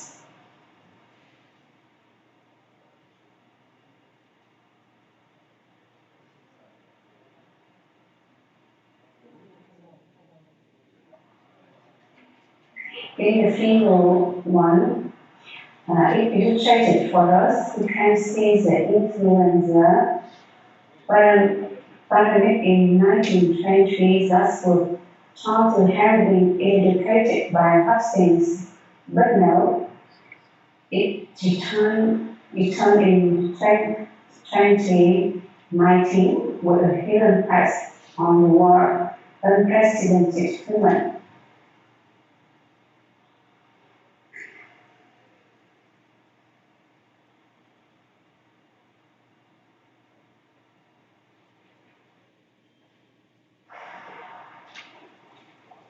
Deaths from infectious diseases have declined markedly in the United States during the 20th century. This decline contributed to a backlog in infant and child mortalities and to the approximately 30% years in increase in life expectancies. In 1900s, approximately 13% of all deaths occurred among children aged less than 5 years old. And in 1997, that percentage was only 1.4%. In 1900, the treating causes of death were pneumonia, tuberculosis, and diarrhea and enteritis, which together form total causes on 1/3 or less. These data were illustrated in female tools. Of these deaths, 40% were among children aged less than 5 years.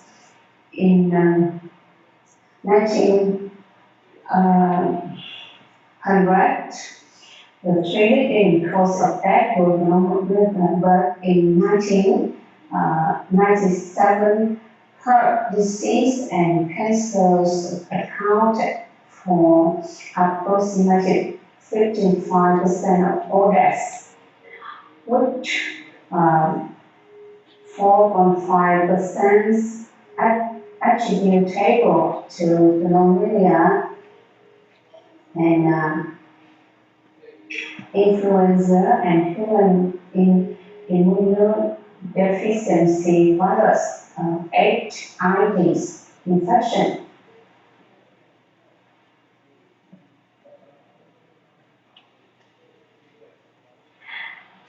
Devices overall possess one of the most devastating epidemics in human history occurred during the 20th century. The 1918 influenza pandemic that resulted in 20 million deaths, including 500,000 in the US, in less than 1 year cells, more than half died in as short time during anywhere or famine in the world. An HIV infection first recognized in 1981 has caused a pandemic that is still in the process, affecting 30 million people and causing approximately 40 million deaths. These episodes illustrate the vulnerability of infectious disease, death, race, and the unpredictability of disease emergencies.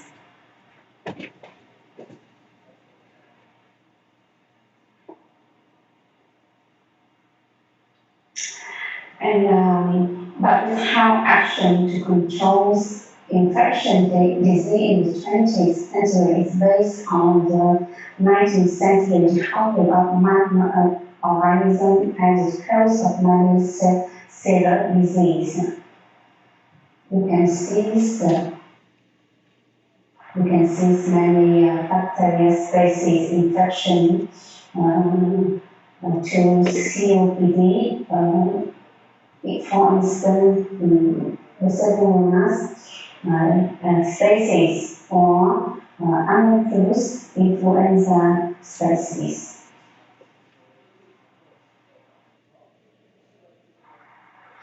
And what is control of infection disease? What is mean is how we do for control of infection disease.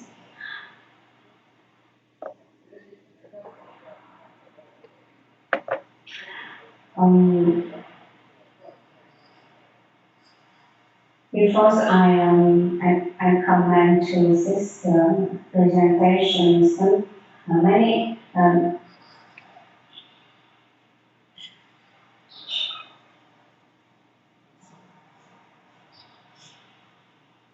the public health action to control infectious disease in the 20th century is based on 19th century discovery of microorganisms as the cause of many cellular disease. Disease controls resulted from improvement in sanitation and hygiene.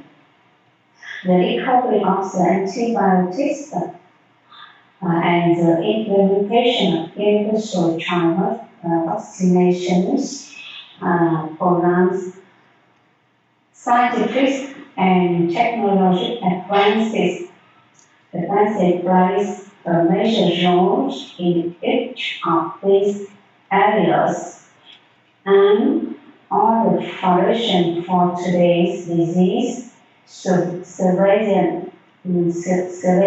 and control system. Scientific findings also have contributed to a new understanding of the evolving relation between the human and microorganisms.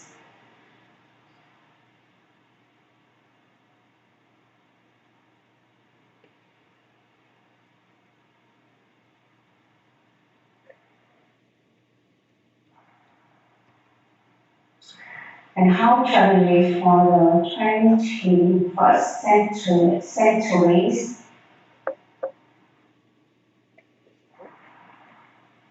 We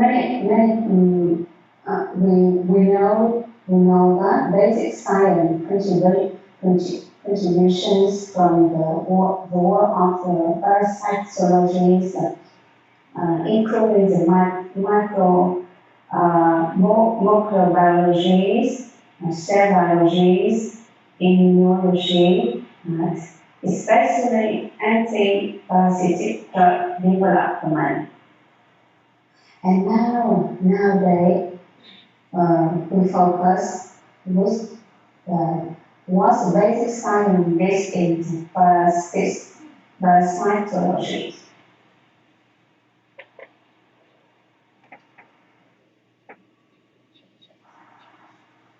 What alternative source for food in the 21st century we need because about the rules of microalgae or the opportunities of microalgae contribute to the food in the 21st century.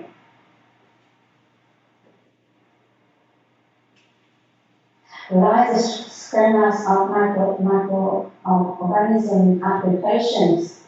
We can see here microalgae contributing on many or various areas, especially diagnosis, fixation, and pollution control. For example, COD,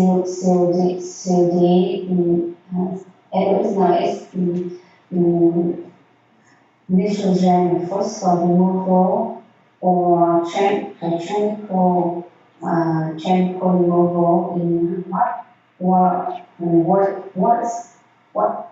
water treatment.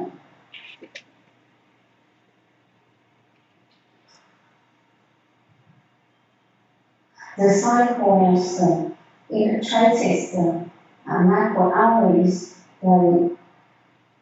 very important role in fish for animal and aquaculture, for instance.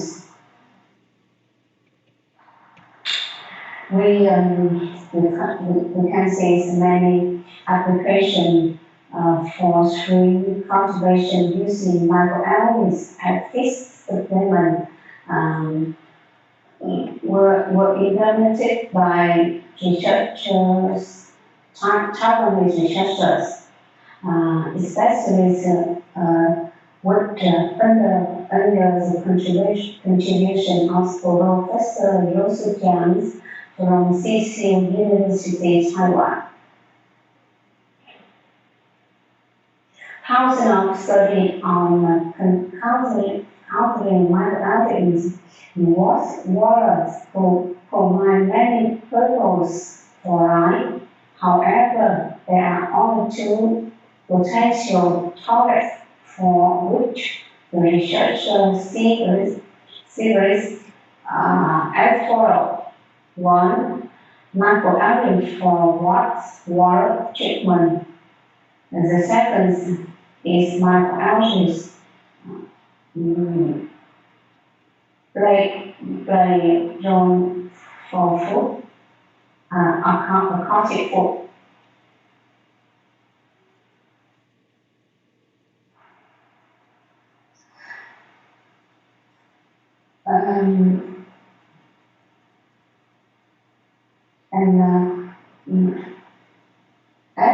At the water zones, many plant factory with microalgae divided like fertilizer and solid water composting powders applied on farm on the counting farming and plant farming. For instance, banana or tomato cultivation.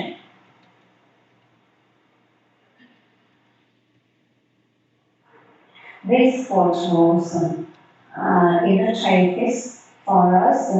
The enhancement of protein concentration in block increases while the chickens were fed with nutrient-rich microalgae supplement.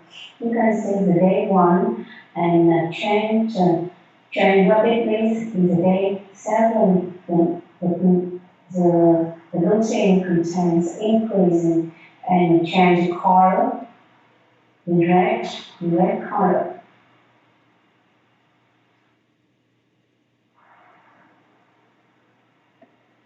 Now, how is control of microalgae cultivation in what are the resources? And in fish,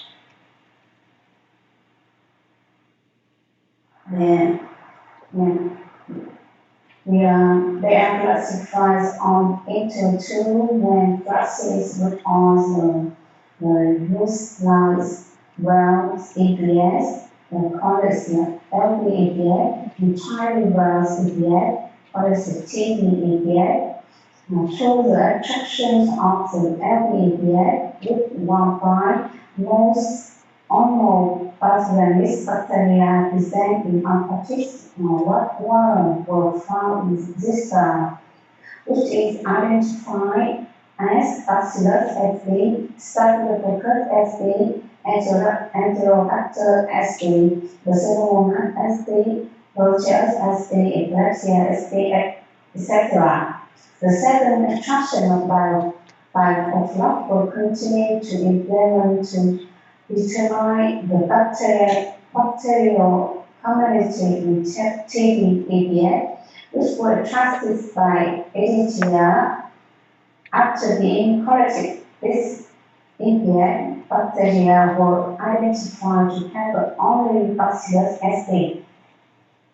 In summary, our research found the important results among Bacillus sp isolated, Bacillus subtilis, and Bacillus cereus were evaluated the characteristics of biofilm formation, tolerance of stress and pH, antibiotic susceptibility, and they are present to the TB API in the second TB.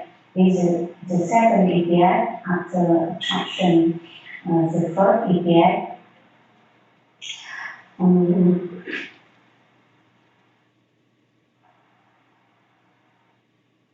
We try to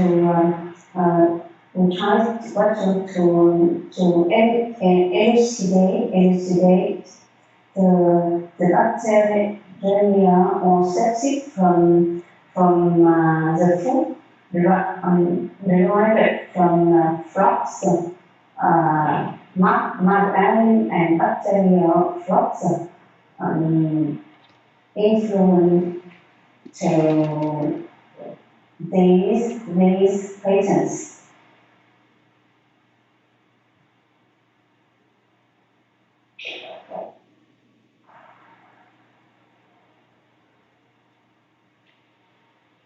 And now, before stop my presentation, we summarize our current resources. The first is the integration covering production of microalgae, bacteria flocks, to bacteria communities.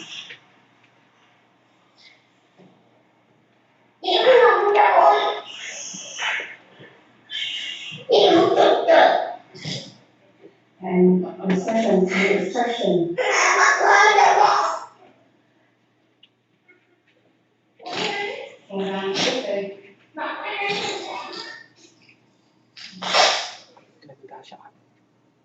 Also, I'm sorry, my son's super.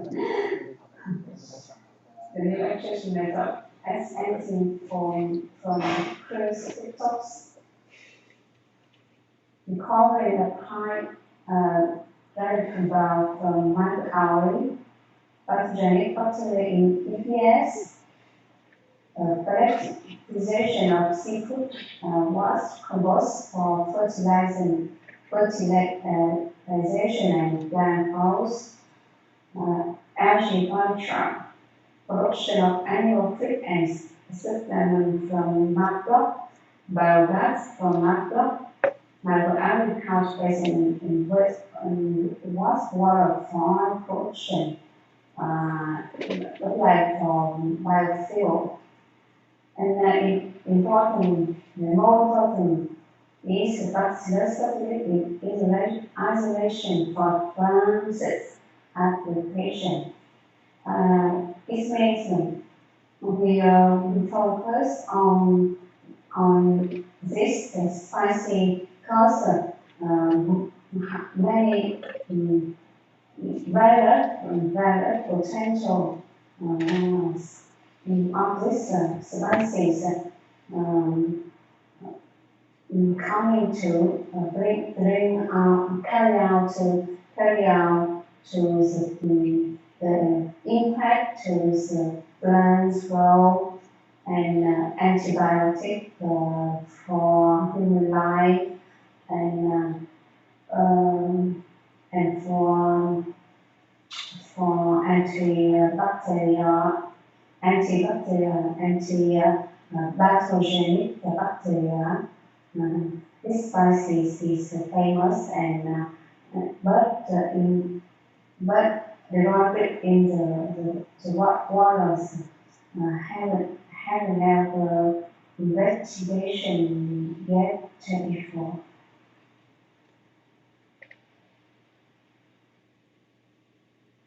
Thank you for your attention. Because of my presentation, I want to send you a notification from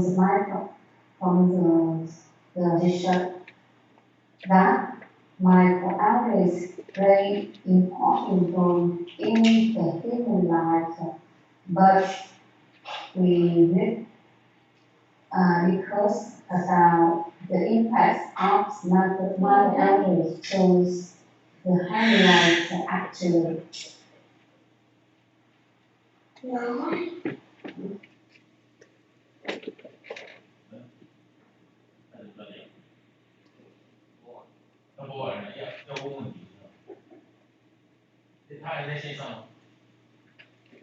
Okay, any question for that?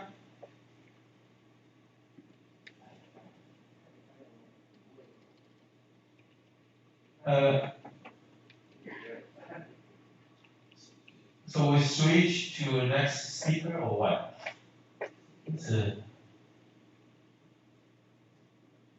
So Dr. Fong is still there? So this is, okay, maybe we just move forward to next speaker, okay? Next speaker is Grace, Professor Grace Sun. Basically, we have a very good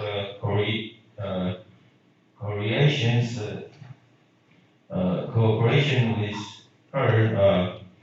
She is an experienced associate professor with demonstrates a history of working in the research and education industry. She is currently an associate professor at Xiamen University, Malaysia. Tracks records of research publication in field of bioprocess, engineering, biorefinery, and bioseparation, biochemistry, food processing, fermentation, and natural products. So today, her talk, the topic of her talk is recovery of Staphylococcus cerebrotarius TWHKC01 teratogenase using integrated purified approach. Let's welcome her.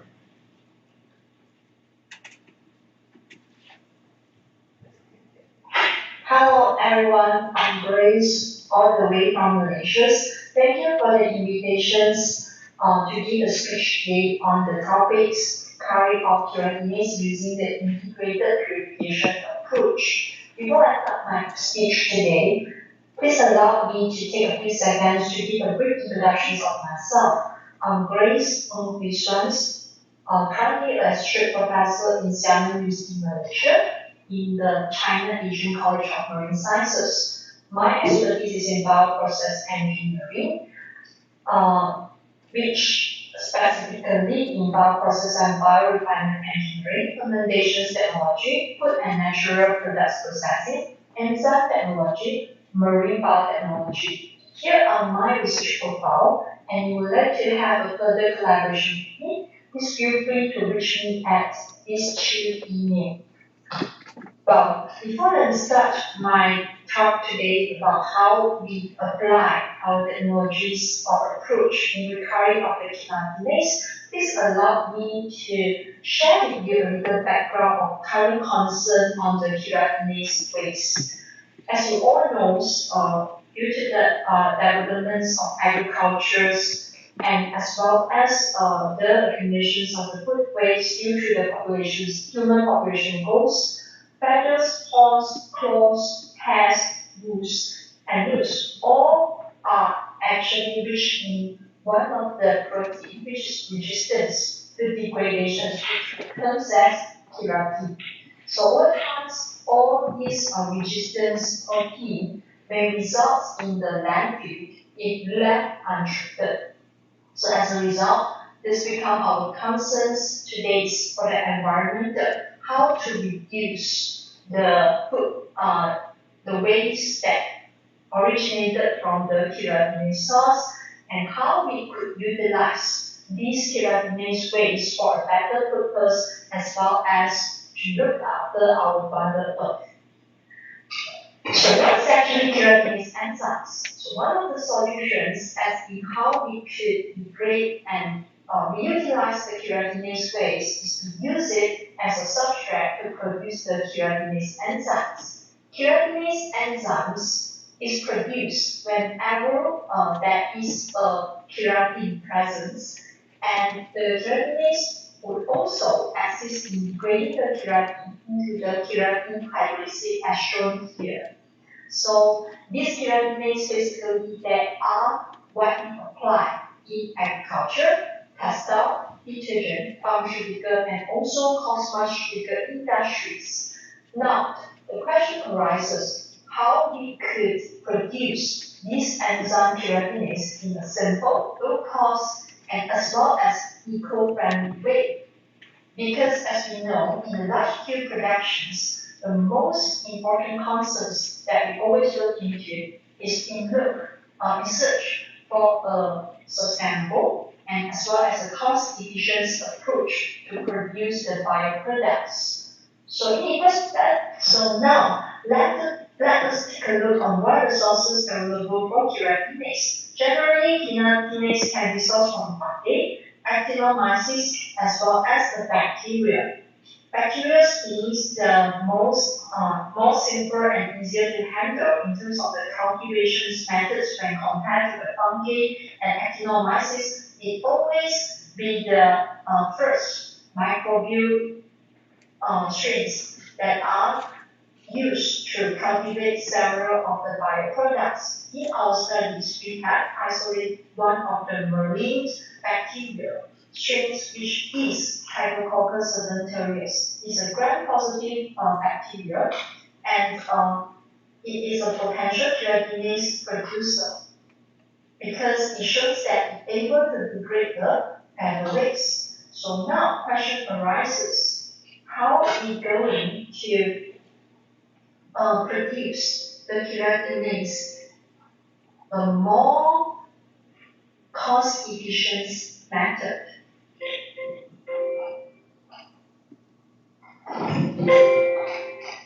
As we all know, the majority of the investment costs on the large-scale productions of enzymes would actually rely upon the purification method that used to purify the enzymes, which may give a better use and also specific activities of the enzymes. In our studies, we apply a simple liquid partition technique, which is seen as an aqueous two-phase system, to purify the enzyme keratinase from the fermentation broth. As well as in our study, we have integrated the fermentations as well as the purification step by a single-step aqueous two-phase system to synthesize the enzyme keratinase as well as with high purity and yield. Aqueous two-phase system is one of the systems that contain 80% of the water content, which are biocompatible to a variety of the bioproducts. It is simple to handle because its majority consists of the water content with only a small amount of solids. A typical aqueous two-phase system can be formed by two different polymers or polymer with salt as well as alcohol with salt, and in current research, most of the researchers would apply the green solvent ion liquids to construct the aqueous two-phase system to purify the enzymes.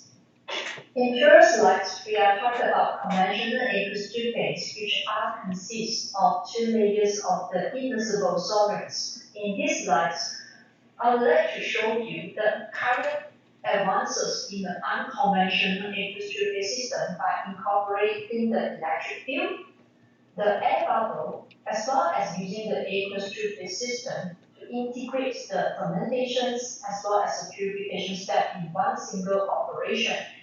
So this is also the current developments in my lab that I would like to share with you today. The aqueous two-phase electrophoresis system is one of the system that integrates the electric supply in the two-phase purification system. So for the purification part, is generally using the compression scale to raise the purification's efficiency of the system. And next is our current studies on integrating the fermentations as well as the purifications of the enzyme keratinase using a single-step aqueous two-phase system. The aqueous two-phase electrophoresis system is the system applying the concept of the electrophoretic migrations of the protein across the phase boundary when the electric field are applied. In our study, we're using the platinum electrodes, which are inert to various of the reactions that occur in the system, to ensure that there are no reactions between the solvents as well as no deteriorations of the electrodes that will affect the purification efficiency. As we all know as well, the protein is actually carrying different charges due to their difference of the surface properties. And because of this, it may achieve the differential partitioning between the keratinase enzyme as well as the other contaminants using this system. With the applications of the electric field, we could ensure the separation is achieved in a shorter time as well as in a higher purification efficiency. Next, I would like to talk about the aqueous two-phase flotation system, which is actually a combination of the aqueous two-phase system together with the solvent separations. And in our study, we're using the compressed air to achieve the sublations because the compressed air likewise put the platinum electrodes is inert to the reactions. It may not penetrate the proteins as well as the keratinase in these studies. So as you can see here, the compressed air will be supplied on the bottoms of the flotations column, and the top face and the bottom face of the solvent will remain as true phase all along the process in order to achieve the separation. So the target protein will be absorbed to the surface of the bubble and direct the partitions of the keratinase to the top face of the system. And in this context, the purifications of the keratinase can be achieved. So this is the diagrams of the lab skills of aqueous true phase process system in our lab, and this is the flotation system in our lab. So you can see there's a very clear true phase formation in both of the systems. So for the large scale separation system, you may just need to upscale this lab scale into the high scale and later the industrial scale for the large scale separations of the keratinase. So these are the results and the optimum conditions of the polymer salts aqueous two-phase electrophoresis system that we achieved in our lab. So as you can see, a very minimal of solvent are applied in our system with less than 25% weight per base of the concentration for each of the chemicals used. The total of the 20% weight per weight could be loaded into the system at pH 9. With additions of the 3% of weight per weight NaCl, it will actually enhance the partitions and separation efficiencies of the enzyme keratinase. However, in general, we could actually ignore, or we may not need to add the 3% weight per weight NaCl because the amount is actually relatively very small. So in some of the occasions in the large scale production, we may just proceed the process excluding the additions of the sodium chloride. So this is our placement of the electrode. As you can see in the electrophoresis system, the cathode is in the top face, anode is in the bottom face, and we supply the 10 volt electric supply for 10 minutes for the most higher purification efficiency. So how we actually define a good separation efficiency is whereby we obtain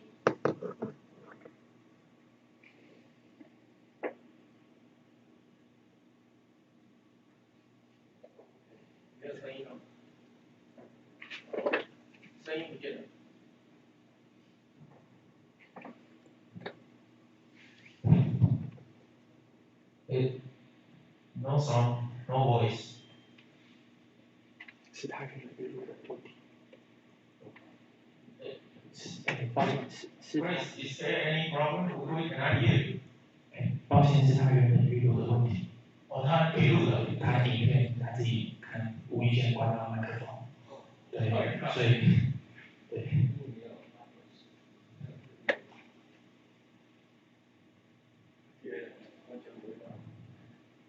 还是说，就是现在，就是因为他现在线上，还是直接请他？对对对对，就你直接呼叫他就可以。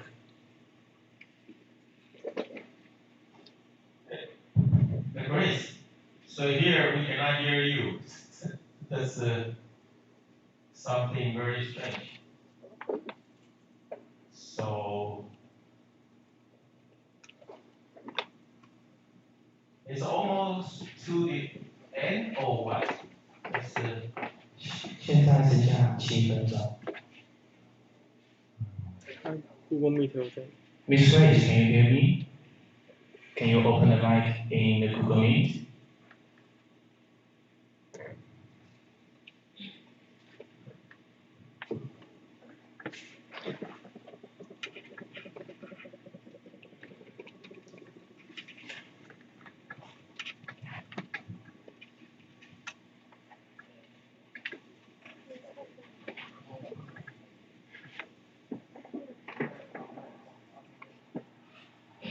有，他接到了，他现在打开麦克风。Okay. Hi. Oh, okay. So we have 7 minutes. Missing your voice. So that's why we cannot. Yeah. Somehow maybe you turn off the mic around the end of end 7 minutes. That will be the problem, I think. Yeah. So actually, do you have any suggestion? Could you tell us the last 7 minutes, the detail about that?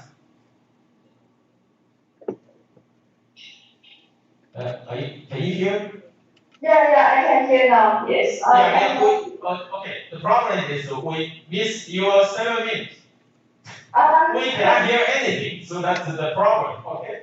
So maybe you can have a very brief, conclusive remark for that 7 minutes. Then we can have a Q&A. Yeah, that's yeah. Yeah, in fact, I think we actually apply a different approach on the recovery of the keratin. So one is actually we incorporate the electric field, and the other is actually incorporate the flotations in the recovery of keratinoids. And at the end of the experiments, we found that generally, though incorporations of the electric field may seem to be require more of the investment cost at the end for the large scale implementation, but it would be definitely a better approach because it requires shorter separation time and the operation is relatively more stable when it comes to recurring process of the keratinoids. So in view of the time and also the cost investment in the last use separation, so we would think that generally the incorporations of the electric field not only is a novel in the sense that is not much people that have attempted this integrated approach, but in the sense that it also could provide a more cost-efficient approach in the recovery of the enzymes, and as well as maybe in the later part, the other pharmaceuticals protein later in future. Yeah, I think that's our conclusions. Yeah. Okay. Yeah, I think we may have a Q&A right now. Is there any question about it? As a matter of fact, I have some question about your presentation. And you mentioned about you use unconventional the aqueous two-phase system to. Oh, how many times? Can you hear me? Oh, okay. Can you hear me, Grace?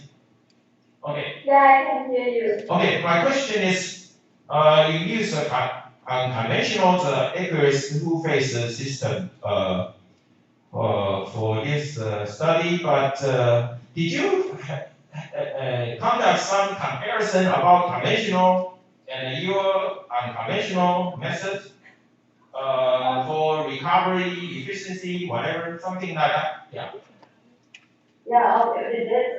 In fact, the previous study before we start this not so-called integrated or improved approach of this aqueous two-phase system, they did actually compare with the conventional one using without any integrations of the electric field as well as the flotation approach. And we found that, as I mentioned, one of the disadvantage in the conventional aqueous two-phase system is in the events that we may need a longer settling time.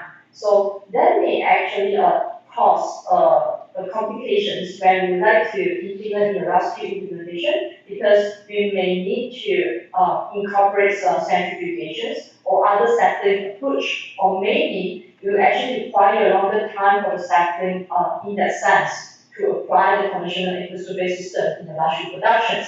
So that's the reason why it means that by integrating the electric field, basically it allows a shorter separation time, and it also can eliminate the steps in the settling of the two-phase system and allow a more shorter times to separate the target biomolecules. So that's the things that we found out eventually when we did the comparison between the conventional and as well as the current approach that we have encountered in our study. Okay. Another also very interesting finding is that we found that generally there is both approach generally actually can conserve the native structures of the enzyme. So that proves that basically the stability and functionality of the protein after recovered can be actually conserved even with the new approach. Okay. Another question is about your bacteria. You use the salt-tolerant bacteria at the very beginning, right?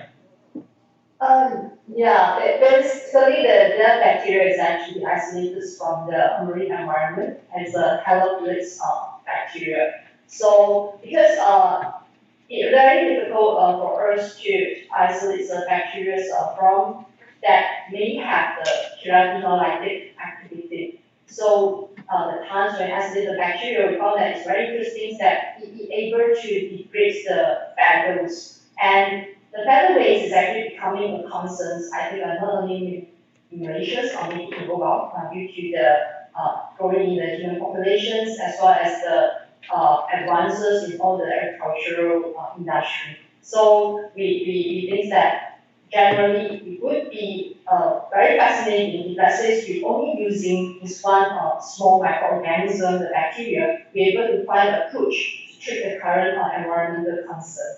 Oh, okay. You always answer my question, but I did not tell you my question about it. Okay. Okay.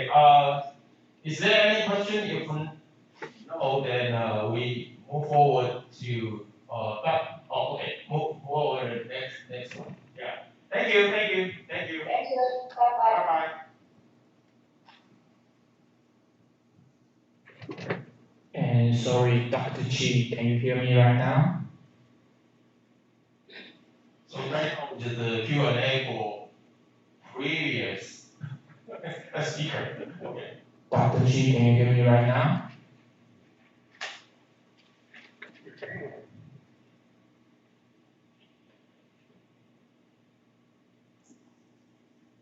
Sorry, Dr. Chi.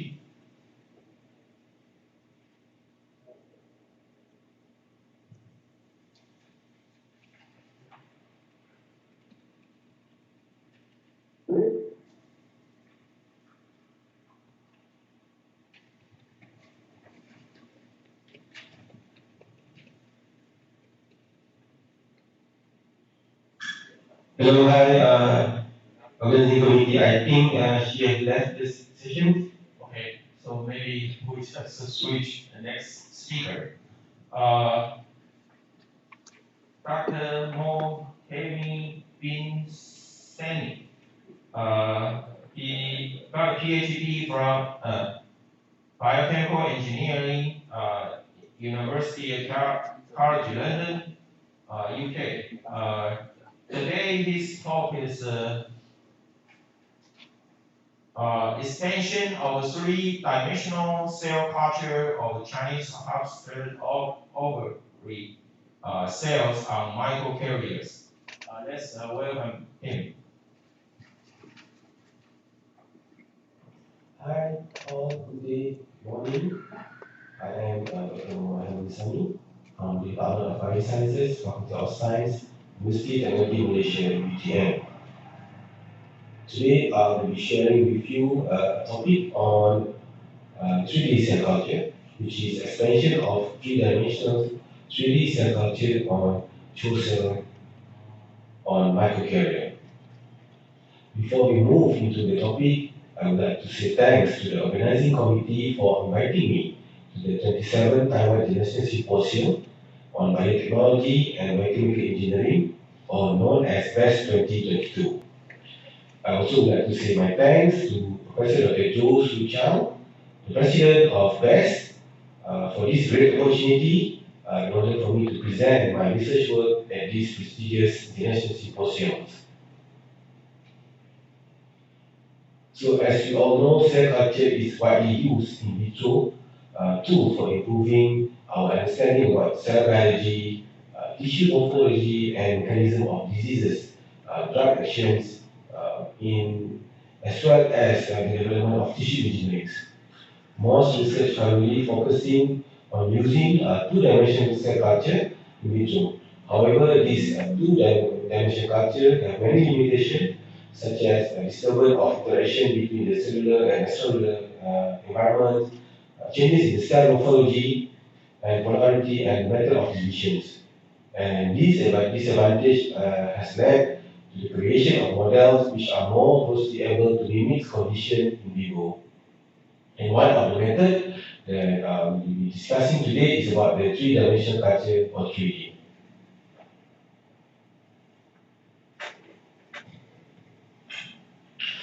Okay, let's go into the main topic, 2D versus 3D cell culture, which is more promising in drug discovery. Okay, cell culture is an indispensable in vitro tool used to improve our perception and understanding about cell biology itself, and the development of tissue engineering, tissue morphology, and mechanism of diseases is used a lot in our life. Efficient cell culturing techniques both in vitro and in vivo has allowed researchers to design and develop new drugs in preclinical studies. Two-dimensional culture has been used a lot since 1900s and still a dominant method in many biological studies. However, because of this poorly imitated condition in vivo, this recent technology or techniques of 3D cell culture has been received remarkable attention in studies such as drug discovery and development. Optimization of cell culture conditions is now very critical in ensuring powerful experimental reproducibility, which might help to find new solutions to treat different types of disease. So initially or conventionally, this is how a 2D cell culture will help in the drug discovery and development. Usually the typical utilization of cell is usually costly and time consuming. Cell usually will grow in monolayer in vitro, and then after that we move into animal model in vivo, and the last part of it is human in vivo. And usually this 2D cell culture system will grow on flat dishes, typically made of plastic. And the cells are not put onto a contact surface where they adhere and spread. Unfortunately, these 2D cell culture have several flaws or several disadvantages. One of it is they don't represent real cell environments.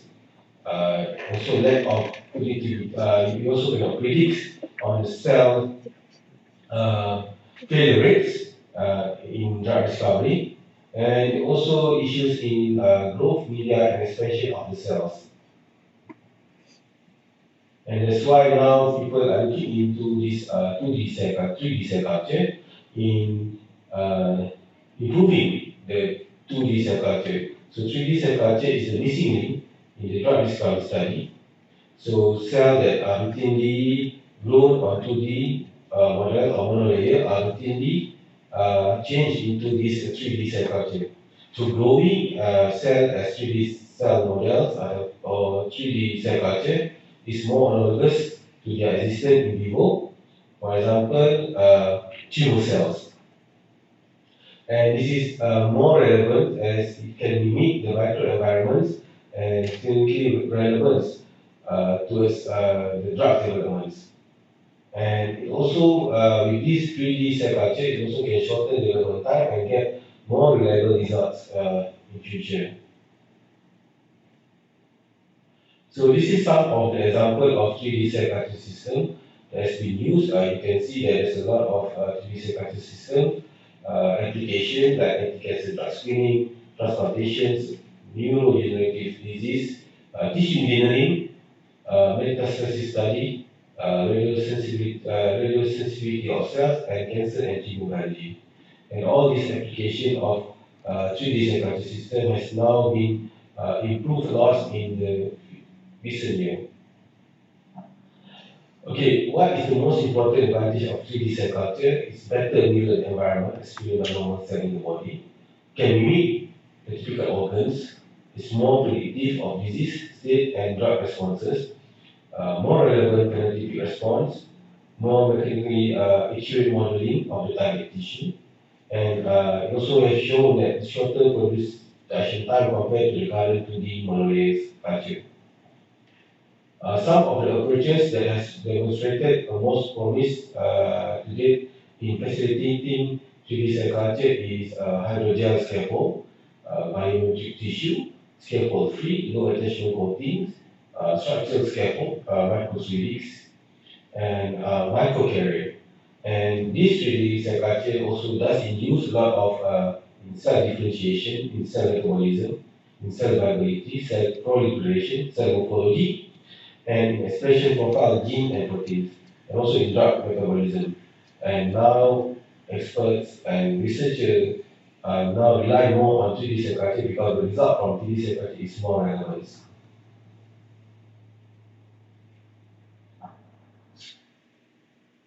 Cell culture is very important and necessary tools in drug discovery, cancer research, as well as stem cell study.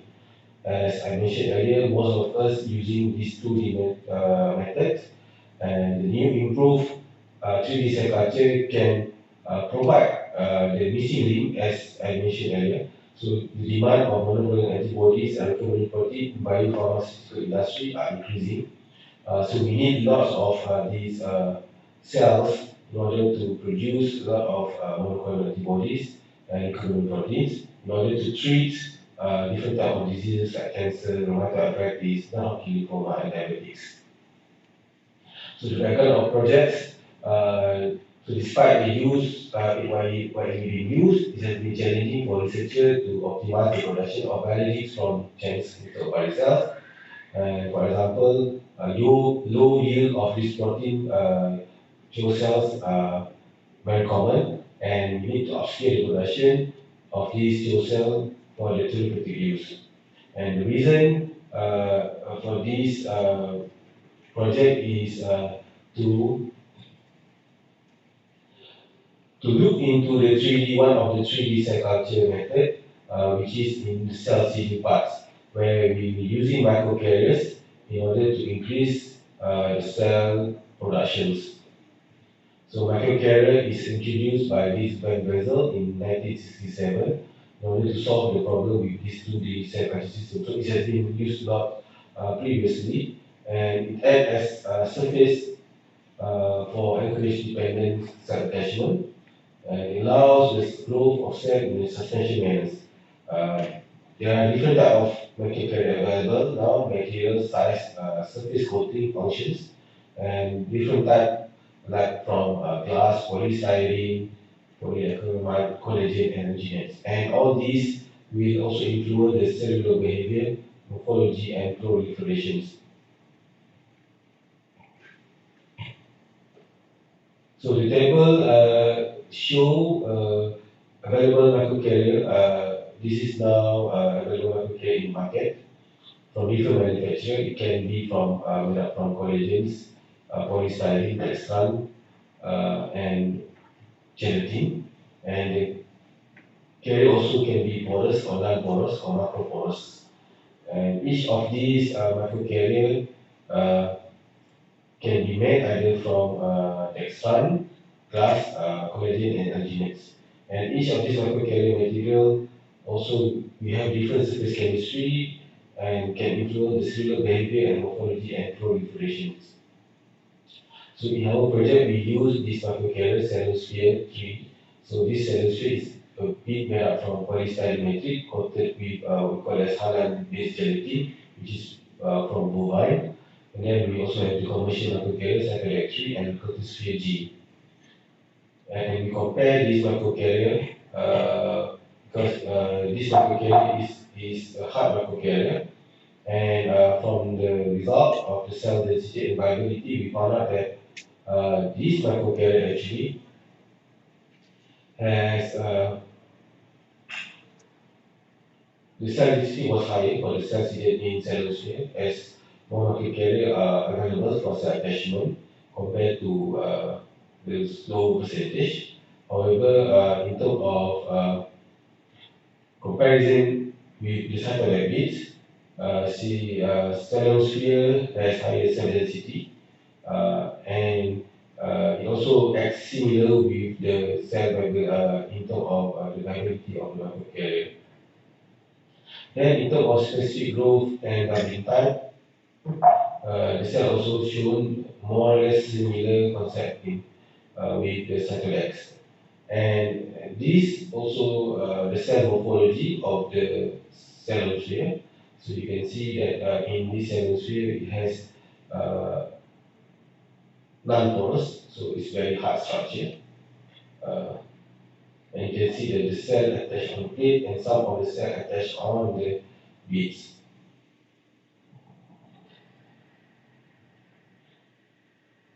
And you also have this cell morphology of the cytodex tree. So this cytodex tree has a porous structure where you can see through microscope that some of the cells attached to the cytodex microcarrier. And this is also another first microscopy image of cytodex tree microcarrier on different days of proliferations. And this image here shows the scanning electron image of cytodex and the cells. So you can see that the bundle of cells attached to the cytodex. And this is phase contrast showing the image of another type of microcarriers, cultisphere G, between different phases. And this is a closer microscopic image of cultisphere G on different days. And this image also showing another scanning SEM of the microcarrier that we use. And you can see that because it is hard, you can see that the porosity of the microcarrier and the cells. And you can see some of the cells managed to attach to the microcarrier. In terms of limitations of this microcarrier, you have to consider the cell loss due to the co-attachment to the microcarrier. So some of the cells can attach to the microcarrier. So when you do this in a bioreactor, collisions between the cell and microcarrier directly will reduce the cell viability, leading to increase in the dead cell number. And if you do this in suspension minus stirring and shaking rate will also lead to the soft beads such as circuitry to break. So as for collisions, we can see that the growth rate of the cell attached on the microcarrier were able to be defined, and the suitable cell density was 1 × 10⁵ cell per meter. And the most suitable microcarrier for the mammalian cell is still the commercial microcarrier, but the one that we use, the Cellsphere, the one that we developed, Cellsphere 3, because of the rigidity and the hard surface of this Cellsphere, will cause the increase in cell to microcarrier collisions.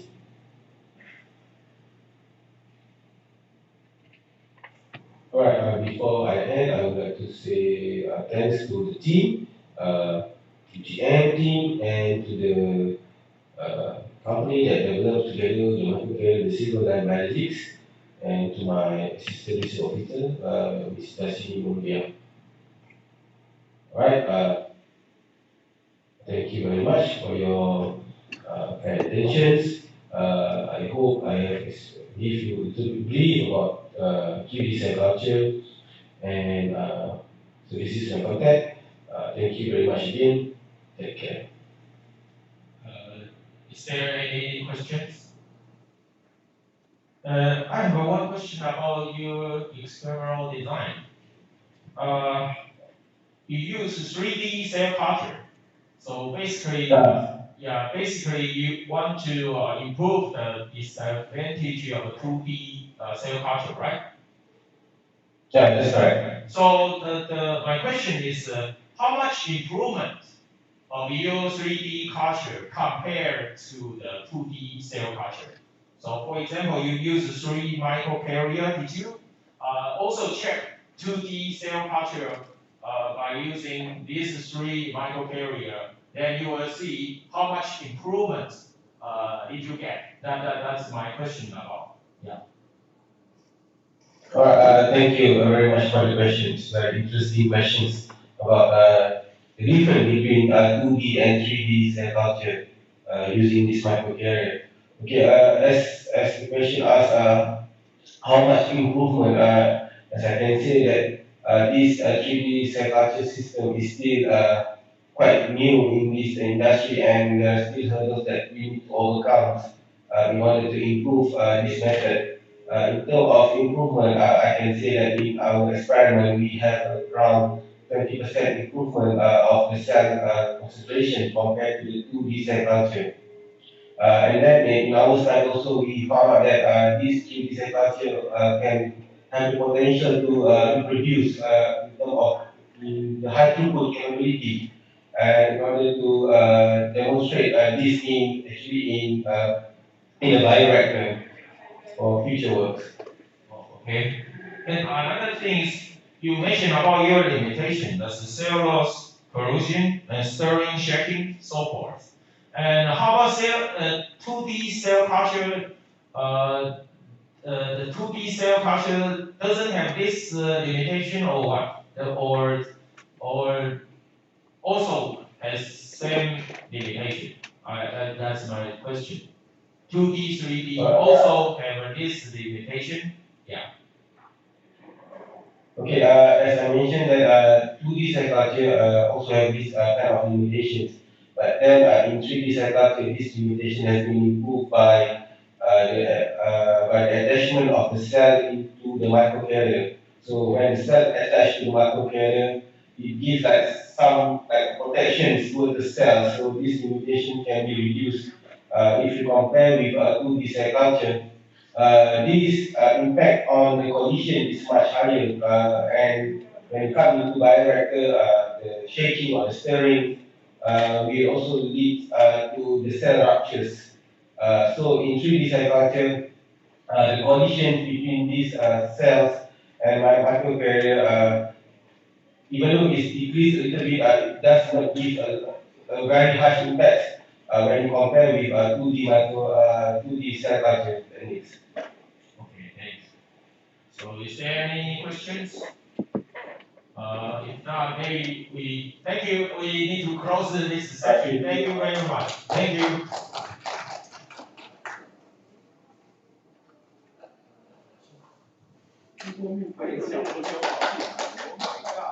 还小朋友跑进来，不过一般就他们要跑进来，真的是一直一出来的时候，这个然后也没声音的。对，教授，然后刚才那个 Dr. G 就是他先行离开了，所以就略过他，对不对？没办法，我也叫不到他。对啊。好，谢谢。你的 Grace 后面是那个我全部知道他在讲什么。然后暂时把那个荧幕关起来，休眠。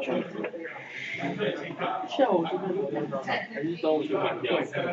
会，我记得会。要干嘛？抽奖。哦。老师，那 YouTube 直播也关起来了。对啊，关掉。